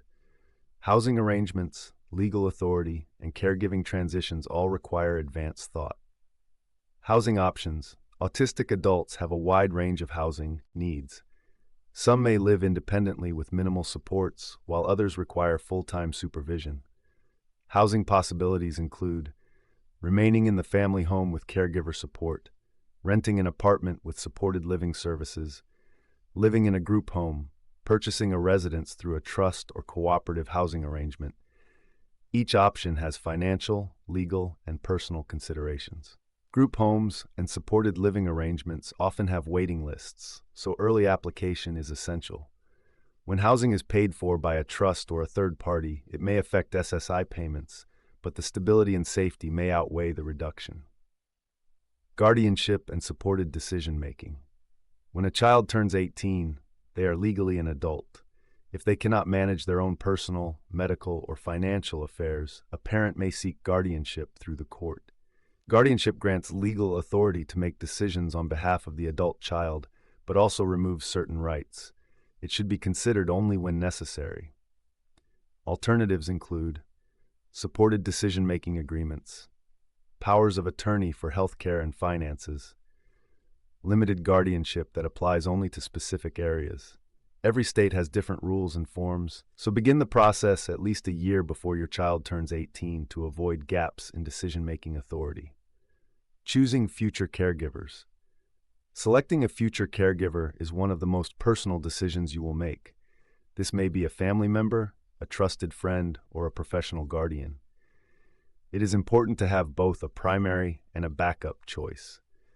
Prepare them with a detailed letter of intent that includes your child's medical history, daily routines, preferences, and any important social or cultural practices. Coordinating with financial and legal plans. Housing and caregiving plans should align with your financial arrangements. For example, if the trust will own a home for your child, ensure the trustee understands the responsibilities of property ownership. If the caregiver is also the trustee, make sure they have the time and skills to handle both roles. Chapter 20. Safety in Crisis Scenarios. Keeping your autistic child safe is one of the most serious responsibilities you will face. Safety does not only mean preventing accidents. It also means preparing for emergencies, teaching your child how to respond to dangerous situations, and ensuring that other people know how to keep them safe. A crisis scenario may be as simple as your child getting lost at a store, or as severe as a medical emergency or natural disaster. In every case, preparation can make the difference between safety and tragedy. The first step in building a safety plan is to understand your child's unique vulnerabilities. Some autistic children may wander away from home without warning. Others may have limited awareness of traffic or environmental hazards. Some may be unable to communicate with strangers if they are lost or in danger. In certain cases, sensory overload or anxiety can lead to meltdowns in public, creating confusion for bystanders who do not understand autism. One of the most important things you can do is create a personal safety profile for your child. This profile should include their photo, physical description, communication style, diagnoses, allergies, and emergency contacts. Keep multiple copies of this profile in your home, your car, and your wallet. It can also be given to teachers, caregivers, and neighbors you trust. Some parents choose to store this information digitally on their phone, but a printed copy ensures that it is available even without technology. Identification is another key element. If your child is able to wear a medical ID bracelet or necklace, this can be a lifesaver in emergencies. For children who are sensitive to wearing jewelry, There are other options, such as shoe tags, ID cards in a pocket, or specially designed autism alert clothing. The goal is for first responders and Good Samaritans to quickly recognize that your child may need special communication support. Home safety should be customized to your child's needs. For some children, this might mean adding extra locks or alarms to prevent wandering. For others, it could involve padding sharp corners, securing furniture to the wall, or removing access to certain tools or appliances. It is important to think about not only physical hazards, but also sensory triggers. For example, if a smoke alarm sound is unbearable for your child, practice fire drills using visual cues and provide noise-reducing headphones to make evacuation less stressful. Wandering, also called elopement, is a common and serious concern for many families. Children may wander because they are curious, seeking a favorite place, or trying to escape an uncomfortable situation. Preventing wandering starts with securing your home and yard, but should also include teaching safety skills. Social stories, visual aids, and repeated practice can help your child learn to stay near you in public and to approach safe adults if they are lost. Public safety skills should be taught gradually and in real-life settings.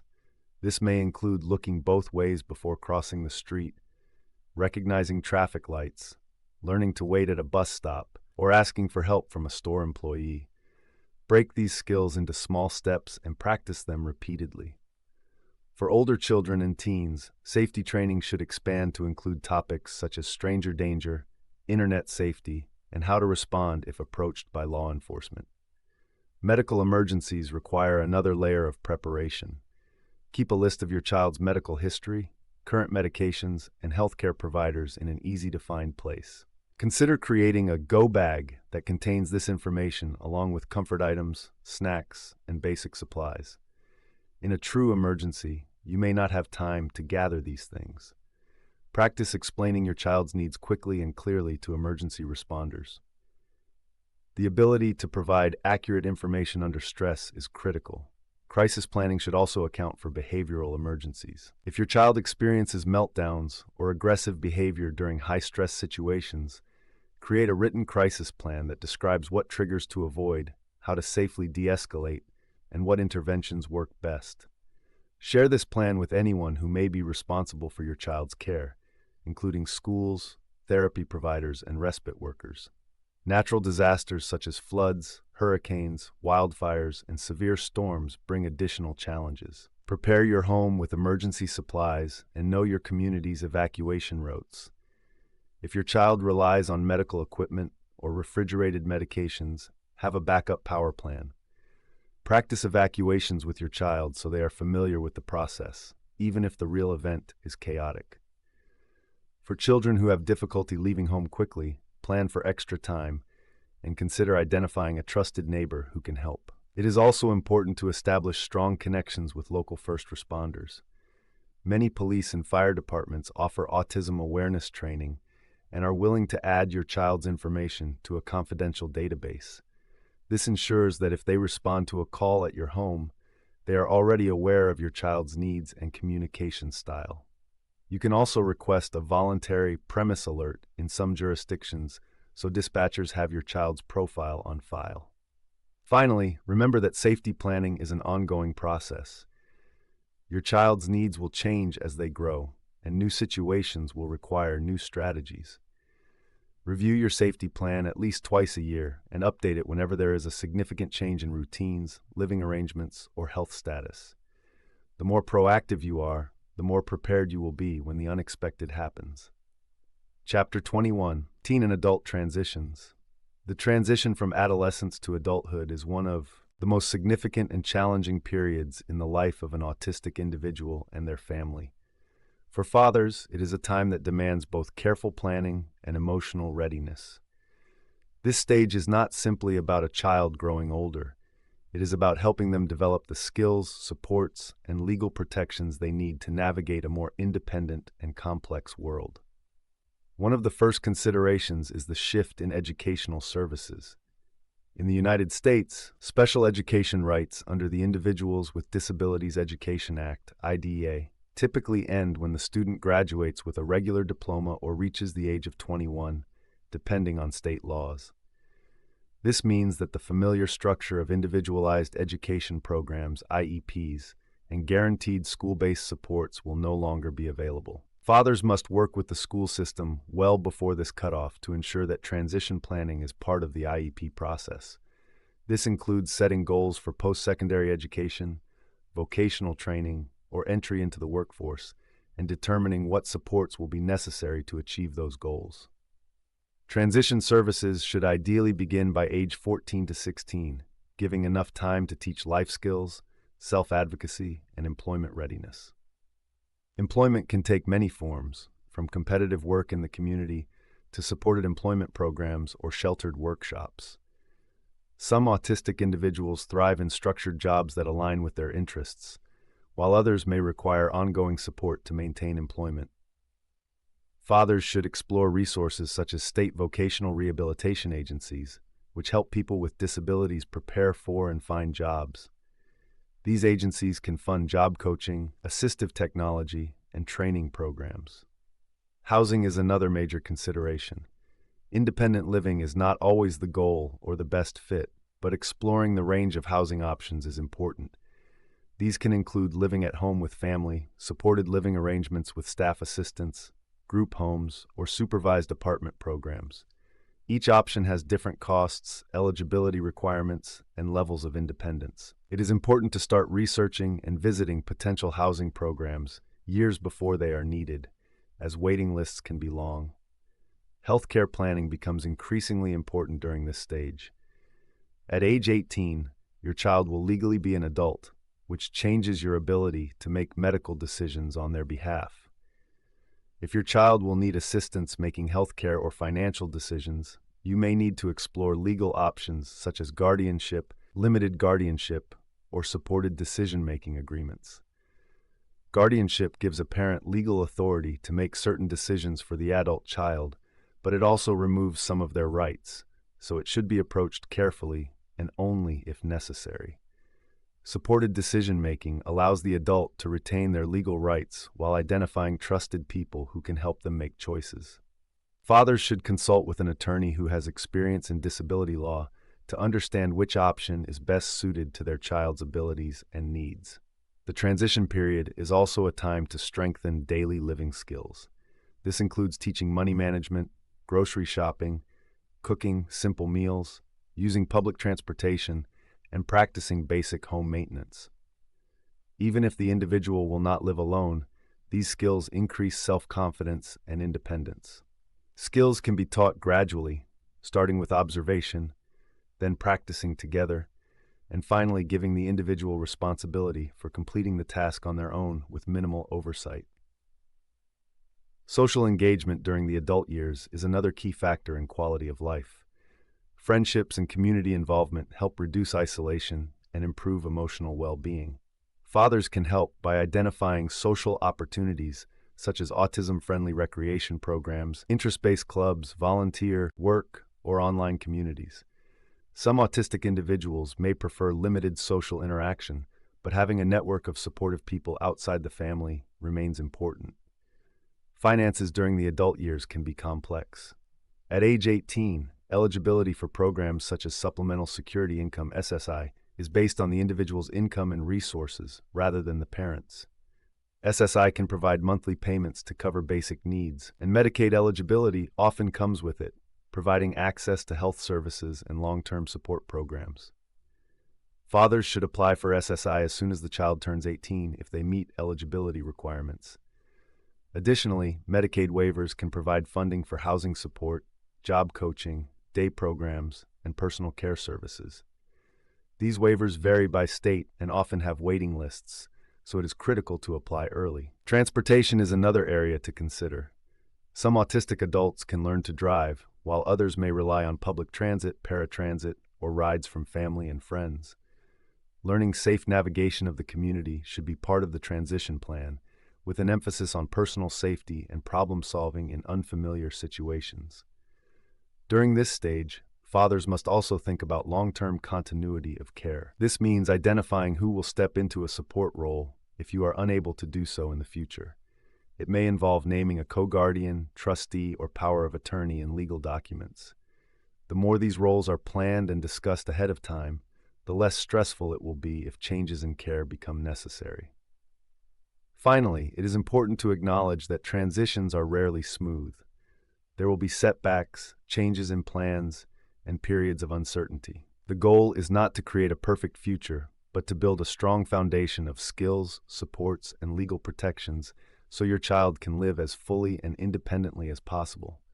Fathers who begin planning early, stay informed about resources, and remain actively engaged in decision-making will give their child the best chance for a stable and meaningful adult life. Chapter 22. Dad's Health and Longevity. Fathers of autistic children often focus so much on their child's needs that they neglect their own health. Over time, this can take a serious toll on both physical and mental well-being. The demands of appointments, advocacy, financial planning, and daily care can leave little time or energy for personal care. However, your ability to provide consistent, stable support for your child depends greatly on your own health and longevity. Taking care of yourself is not selfish. It is a critical part of ensuring you can remain present, capable, and engaged for years to come. Physical health should be treated as a long-term investment. Many fathers delay medical checkups because they feel there is no time or because they believe their own needs can wait. Annual physicals, dental care, vision screenings, and age-appropriate tests, such as cholesterol and blood pressure checks, are essential for preventing and managing health issues. Ignoring symptoms or skipping care often leads to more serious problems down the line, which can disrupt your ability to care for your child. Establish a relationship with a primary care provider who understands your situation and can help you create a plan for maintaining your health over the long term. Exercise is a powerful tool for both physical and mental resilience. Regular activity supports heart health, muscle strength, and mobility, while also reducing stress and improving mood. You do not need a gym membership or elaborate equipment to see benefits. Even short, consistent routines such as daily walks, stretching, or bodyweight exercises can make a difference. Fathers often underestimate the importance of endurance and mobility in caregiving. Lifting, assisting, or physically supporting a child during meltdowns or daily care tasks can strain the body over time, making strength and flexibility important priorities. Nutrition is another key factor in long-term health. The demands of parenting can lead to skipped meals, reliance on fast food, or excessive caffeine. Over time, these habits can contribute to fatigue, weight gain, or chronic conditions such as diabetes and heart disease. Focus on balanced meals with vegetables, lean proteins, whole grains, and healthy fats. Meal prepping once or twice a week can save time and make it easier to eat well, even on busy days. Hydration is equally important. Dehydration can cause fatigue, headaches, and reduced concentration, all of which make parenting harder. Sleep is one of the most overlooked aspects of a father's health, particularly in households where a child has irregular sleep patterns. Chronic sleep deprivation impacts memory, emotional regulation, immune function, and cardiovascular health. If your child's sleep challenges affect your own, it may be worth seeking support from healthcare providers, respite care services, or behavioral sleep specialists. Even short periods of quality rest can be beneficial, and creating a consistent bedtime routine for yourself can help train your body to sleep more effectively. Mental health plays an equally important role in longevity. Fathers often feel pressure to remain calm, strong, and unaffected, but suppressing stress and emotions can lead to burnout, depression, or anxiety. Talking with a counselor, joining a support group for fathers of autistic children, or simply having a trusted friend to confide in can help prevent isolation and emotional strain. Mental well-being is not only about managing crises, it also involves finding sources of personal fulfillment and purpose outside of parenting, such as hobbies, volunteering, or professional development. Preventing caregiver burnout is a continuous process. Burnout does not happen overnight. It builds gradually when demands consistently outweigh resources. Warning signs can include feeling emotionally numb, becoming irritable over minor issues, avoiding social contact, or losing interest in activities you once enjoyed.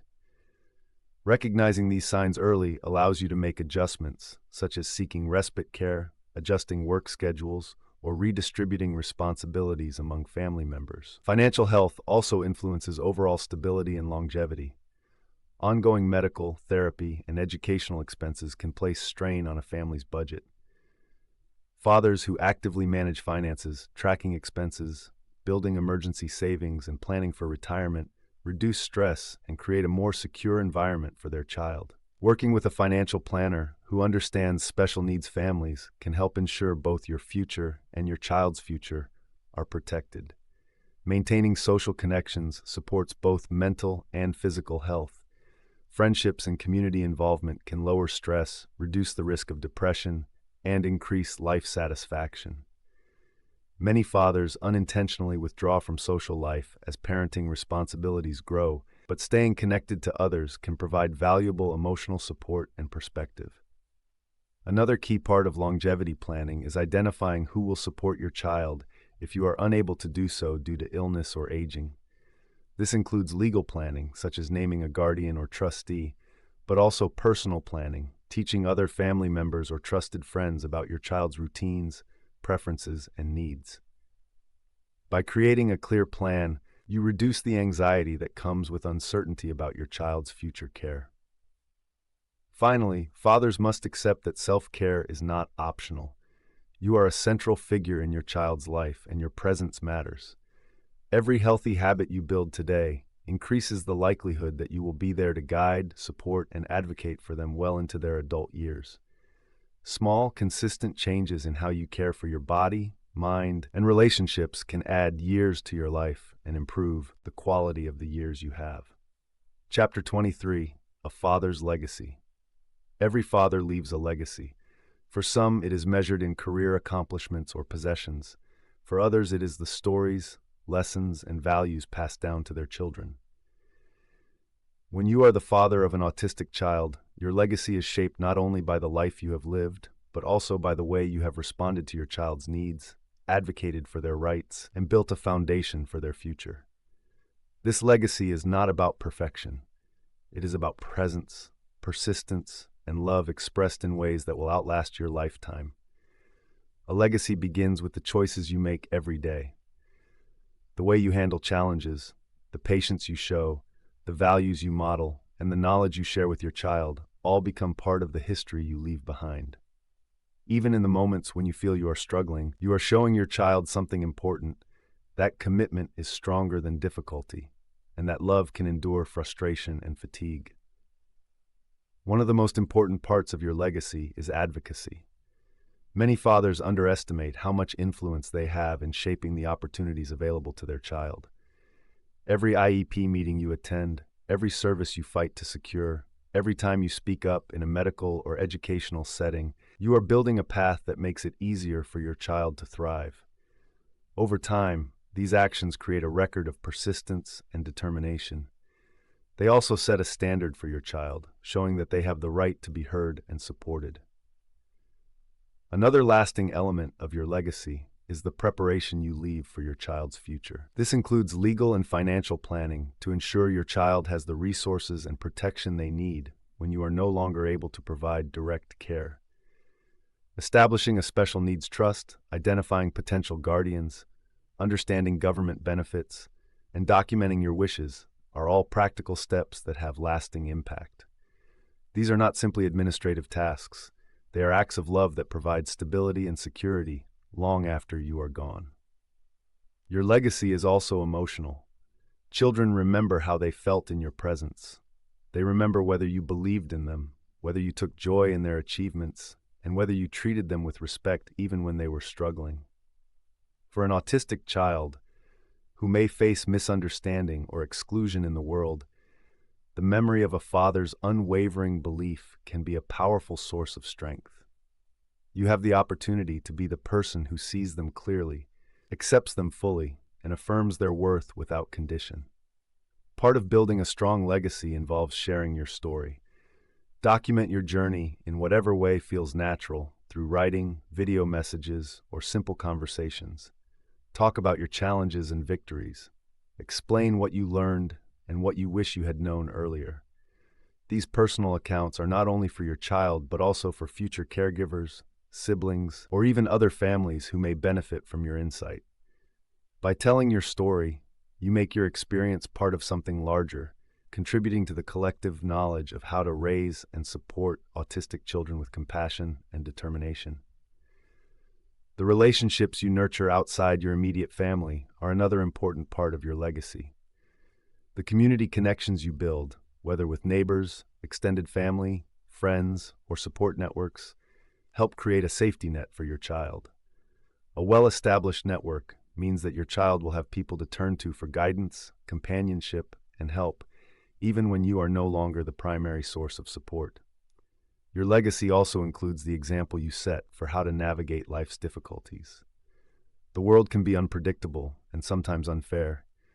By showing your child how to adapt, seek help, and keep moving forward, you give them tools they can use in every stage of life. Resilience is a learned skill, and your child will learn it most strongly by watching you. It is worth remembering that a father's legacy is not measured only in the big events. Small, consistent actions accumulate into something enduring. The bedtime stories you read, the way you comfort your child after a hard day, the patience you show when teaching a skill, these moments will live in your child's memory just as vividly as major milestones. For an autistic child, these steady, predictable signs of love can form the strongest and most secure foundation for life. Finally, building a legacy means accepting that you will not be able to control everything. You cannot guarantee exactly how your child's life will unfold. You cannot ensure that every plan will go as intended. What you can do is provide the best preparation, the clearest guidance, and the most consistent love possible. You can create a framework that will help your child navigate challenges, embrace opportunities, and remember that they were deeply loved and valued. Your legacy as a father is already forming in the present moment.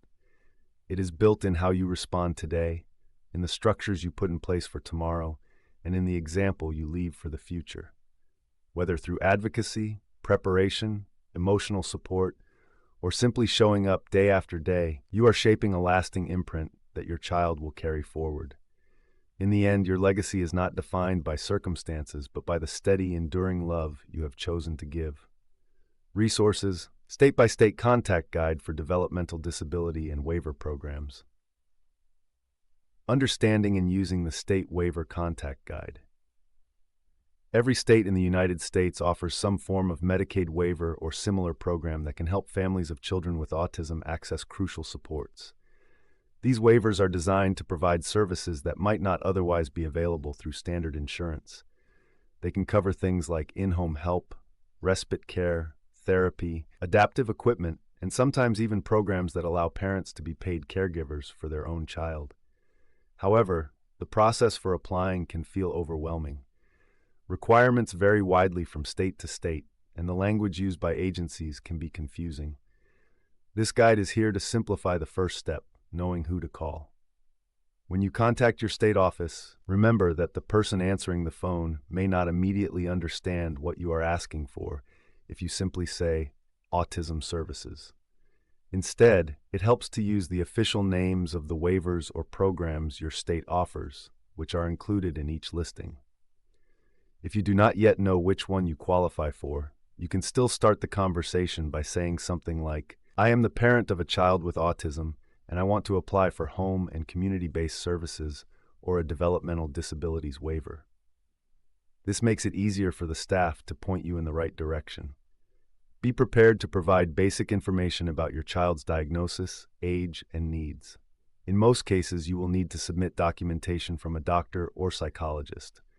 Some states also require proof of income, while others do not consider income at all for certain waivers. It is important to know that waitlists are common. In some states, families may wait months or even years before services begin. While you are on a wait list, ask if there are any interim services you can access. You do not need to have every detail figured out before you call. The person on the other end of the line is there to help you navigate the process. If you do not understand something, ask for clarification.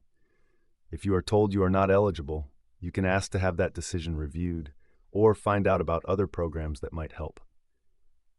Laws and regulations change over time, So even if you have been told no in the past, it is worth calling again to see if new programs or rules might apply. Use this list as a starting point. Every entry includes the state agency responsible for autism-related waivers, a phone number, and the names of the main programs. This will give you the language you need to start a productive conversation and increase your chances of accessing the help your family needs. Alabama. Alabama Department of Mental Health, Division of Developmental Disabilities. Phone 800-367-0955. Ask for Medicaid Home and Community-Based Services, HCBS. Waivers for developmental disabilities. Alaska. Alaska Department of Health, Division of Senior and Disabilities Services. Phone 907-269-3666. Ask for Intellectual and Developmental Disabilities Waiver Application Process. Arizona. Arizona Department of Economic Security, Division of Developmental Disabilities. 844-770-9500. Ask for ALTS Arizona Long-Term Care System and Developmental Disabilities Eligibility. Arkansas. Arkansas Department of Human Services Developmental Disabilities Services. Phone 501-682-2277. Ask for Community and Employment Supports Waiver Information. California. California Department of Developmental Services.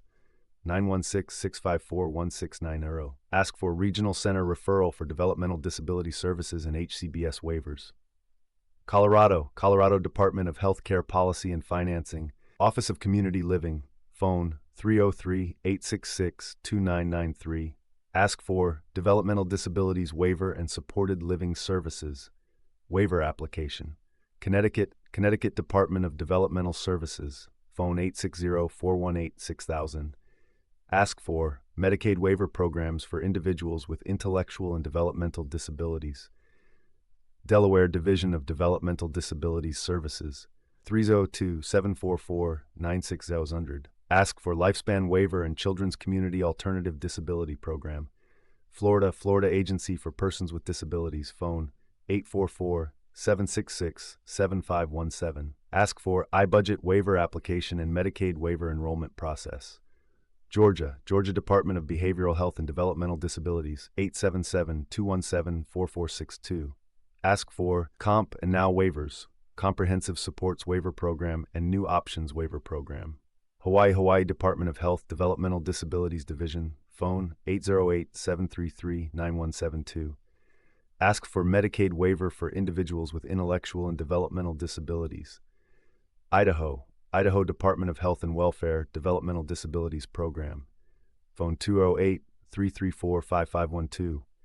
Ask for Adult and Children's Developmental Disabilities Waiver Services. Illinois. Illinois Department of Human Services Division of Developmental Disabilities. Phone 888-337-5267. Ask for Home-Based Support Services and Community Integrated Living Arrangement Waivers. Indiana. Indiana Family and Social Services Administration Division of Disability and Rehabilitative Services. 800-545-7763. Ask for Family Supports Waiver and Community Integration and Habilitation Waiver. Iowa. Iowa Department of Health and Human Services. Phone 515-281-3164. Ask for Intellectual Disability Waiver and Habilitation Program. Kansas. Kansas Department for Aging and Disability Services. Phone 785-296-4986.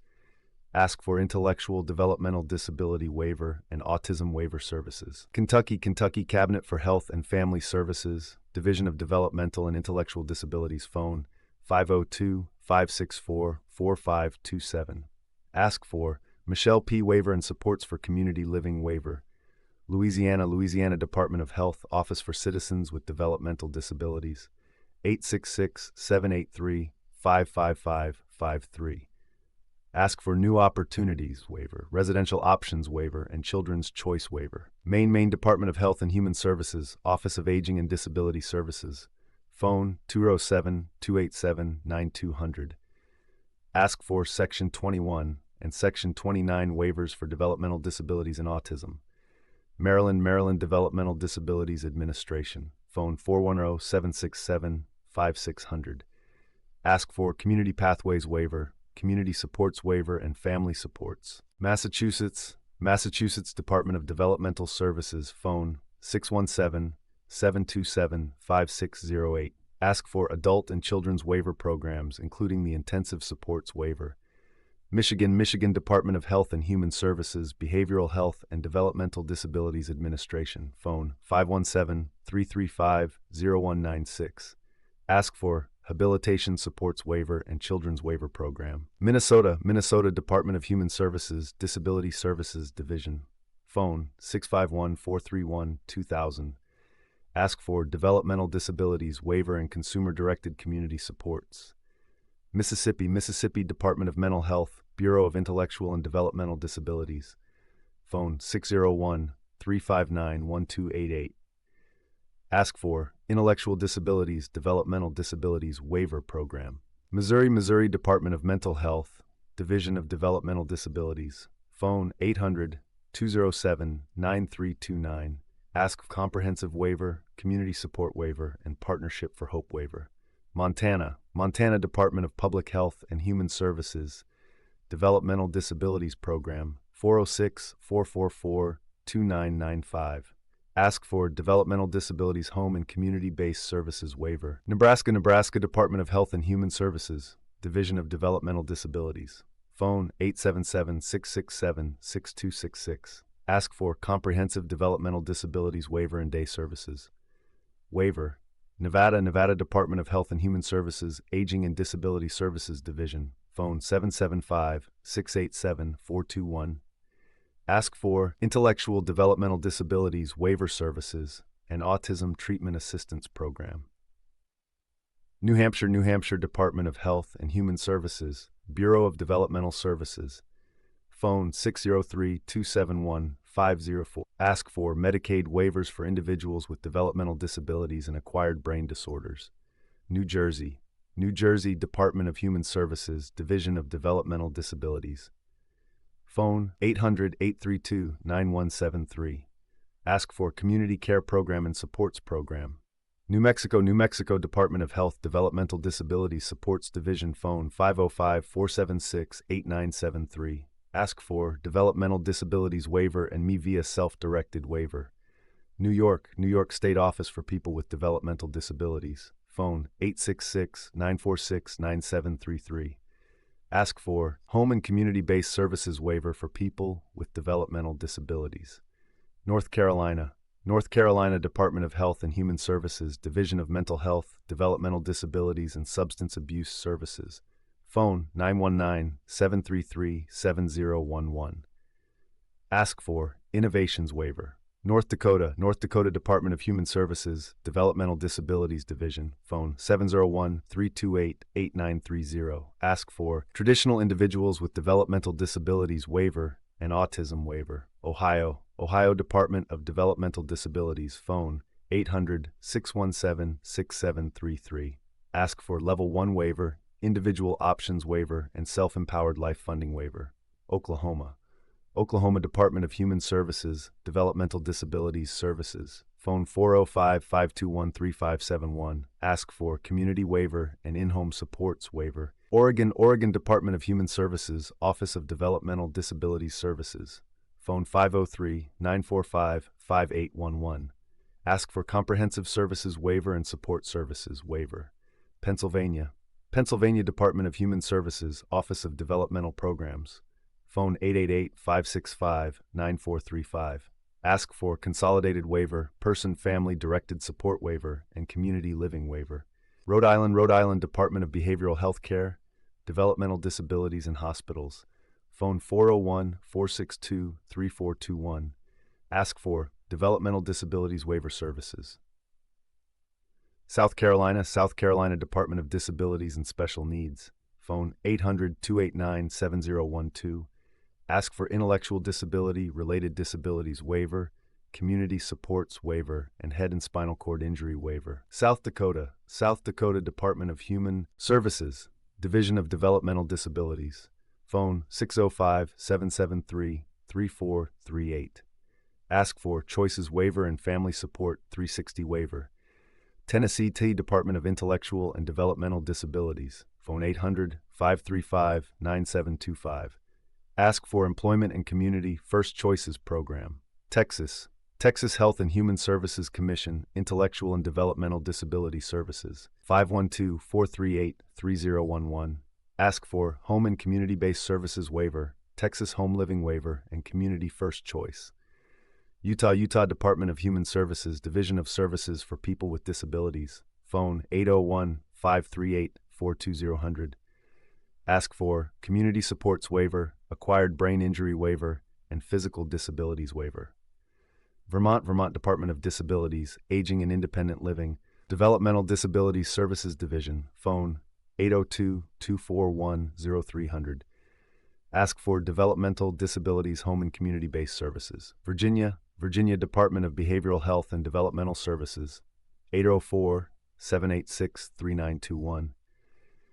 Ask for Building Independence Waiver, Family and Individual Supports Waiver, and Community Living Waiver. Washington State Department of Social and Health Services, Developmental Disabilities Administration, phone 800-737-0617. Ask for Basic Plus Waiver, Core Waiver, Children's Intensive In-Home Behavioral Support Waiver, and Community Protection Waiver. West Virginia Department of Health and Human Resources, Bureau for Medical Services, phone 304-558-1700. Ask for IDD Waiver Program and Children with Serious Emotional Disorder Waiver. Wisconsin Department of Health Services, Division of Medicaid Services, phone 608-266-1865. Ask for Children's Long-Term Support Waiver, Family Care, and IRIS Self-Directed Support Program. Wyoming Department of Health, Behavioral Health Division, phone 307-777-6494. Ask for Comprehensive Waiver and Supports Waiver for individuals with developmental disabilities.